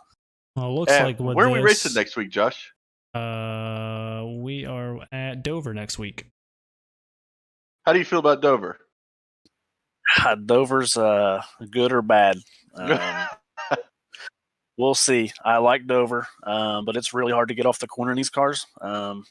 So we'll see. I mean, that's going to be about saving tires and staying out of trouble. Well, you at least gained 30 points in the standings, so that's good to look at. I don't know if you finished with any incidents or not, but putting you in 7th coming into the standings, it's probably going to boost you a couple of spots, especially since Funkhauser, Mike Harper, and Wally were all in front of you, and unfortunately, they finished pretty far back in the pack. So standing-wise, you're probably looking good after this. Yeah, that's why I didn't really push, trying to get by those guys. I didn't want to ruin anybody's day, and especially my own for the points. But I did end up with four points there. Me and Quick on one of them restarts touched, and it gave me 4 incident points. But that's racing, and we'll take it. Oh, it was a fun race. Great job for you there, top 3. So, like I said, unfortunately, with all the cautions, probably not fun for everybody. But it's over now, and we can move on to Dover. Yes, sir. Thank you, gentlemen. No problem. Brandon Mefford there, finishing 3rd. Unbelievable. 20 laps to the good. I don't think I've ever heard that. Yeah, that's a lot of saving. Go ahead and now and bring up Quick. No, McCann. Oh, no, you're right. No, I'm sorry. Quick. Yeah. I'm sorry. Hey, quick. So we talked to you almost about halfway through the race. Probably not the finish you wanted, but after everything is said and done, you had some contact there and still brought it back to a second place finish. How about those restart guys? Those leagues were hairy. Oh my gosh. Telling us. I could imagine what it was like down there. Yeah, I had a good car when I talked to you guys. It seemed to be really good, but there was about 3 or 4 of us that were really, I think, probably had about the same stuff. I mean, Kevin was strong, Brandon was strong. I think Jesse was running really good there. So, but just made a mistake. Got a little bit of the front stretch wall and kind of bound me up, and Kevin put a good move on me, and 3 and 4 just moved me up the track a little bit. Yeah, say it looked like I don't know if he made contact with you. From our point of view, it looked like he all doored each other after he made contact with the wall and he was kind of getting a run. Did he make contact with you at all to make the pass, or was it kind of clean on your side? It was just a racing deal. He got in there pretty good, and I thought I gave him enough room, and we doored each other a little bit, and no hard feelings, just racing, having fun, and just got back in line and kind of regrouped, and still knew I had something good, so just kind of buckled back down. And with all those cautions, it was kind of just a drag race to one. All these cautions, yeah, you're not wrong about that. We talked to Medford. Medford said he was like 20 laps to the good in fuel. What were you looking like on the fuel run? Because you didn't pit the whole race. Yeah, same thing. I still had plenty of fuel, and tires just seemed to be pretty good there. It just never really had fall off. But I did see Cecil did pit, and I seen him coming there at the end. Cecil unfortunately got destroyed on the front stretch during that white flag. Went for a couple of little tumbles there, so hopefully he's good. But you can't complain with second. I think you might have led the most laps here. I'm not sure. I haven't really looked between you and McCann, but I want to say you're most likely going to get the bonus points for leading the most laps. And if I did my math correctly, that should bring you up to about 140 points. And it's only going to bring Kevin to about 138. So you're going to be 2 points ahead of him, depending on what happens and if I'm correct. But that's going to help a ton in the points lead itself. Because, I mean, you're sitting second now. Brian McCann, unfortunately, had a rough go, but still ended up making it a 9th. So he's still going to gain some points off that. So it's going to be pretty close between you and Brian. Yeah, I feel that them guys are the ones to shoot for, especially in this league, and there's just some really good drivers. I mean, Brandon put on a great show tonight, and Jesse seems to be really fast. But yeah, just good racing. Had a lot of fun, and you guys are doing great with the broadcast. Appreciate that. We're moving on to Dover next week. How do you feel about Dover and these cars? These cars seem to be they just play out to be really loose coming up off the corners. So probably do a little bit of practicing, get them tightened up a little bit, and make sure we just carry our speed through the corners. Dover seems to be a really good track for me. So, well, while you're here, is there anyone you want to shout out?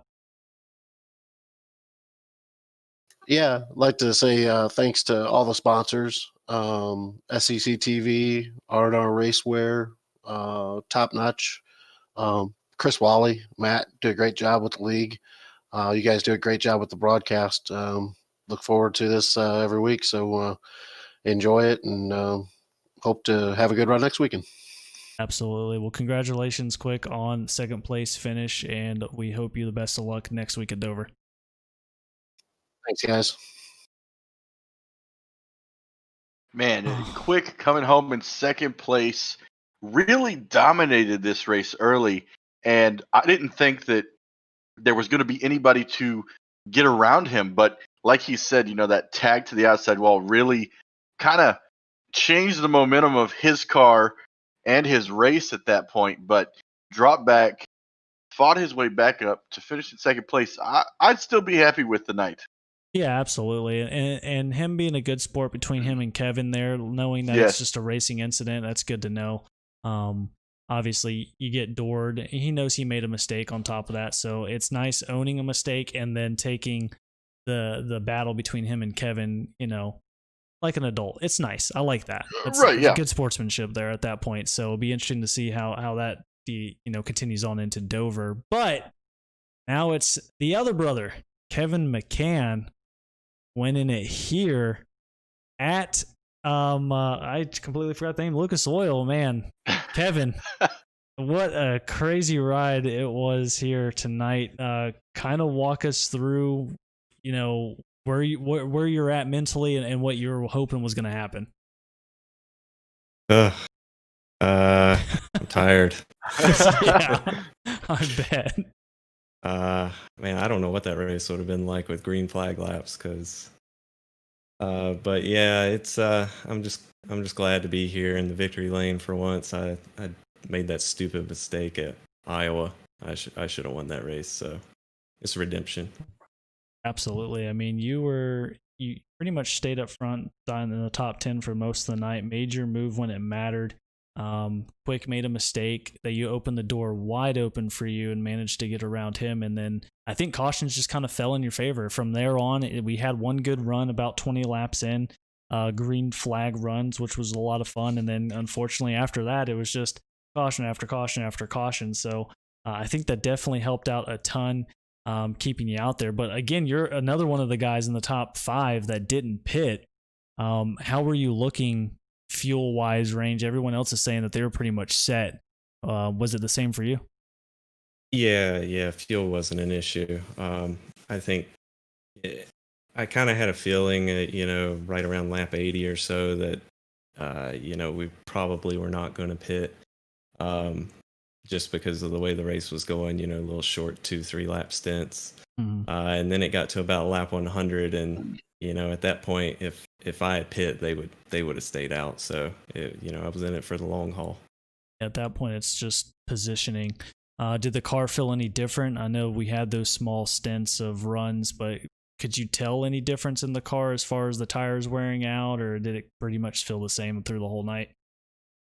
It was surprising because the times were still fast. I think I ran my fastest lap like lap 117 or something like that. Yeah. So it was still fast. It just it got more difficult to drive.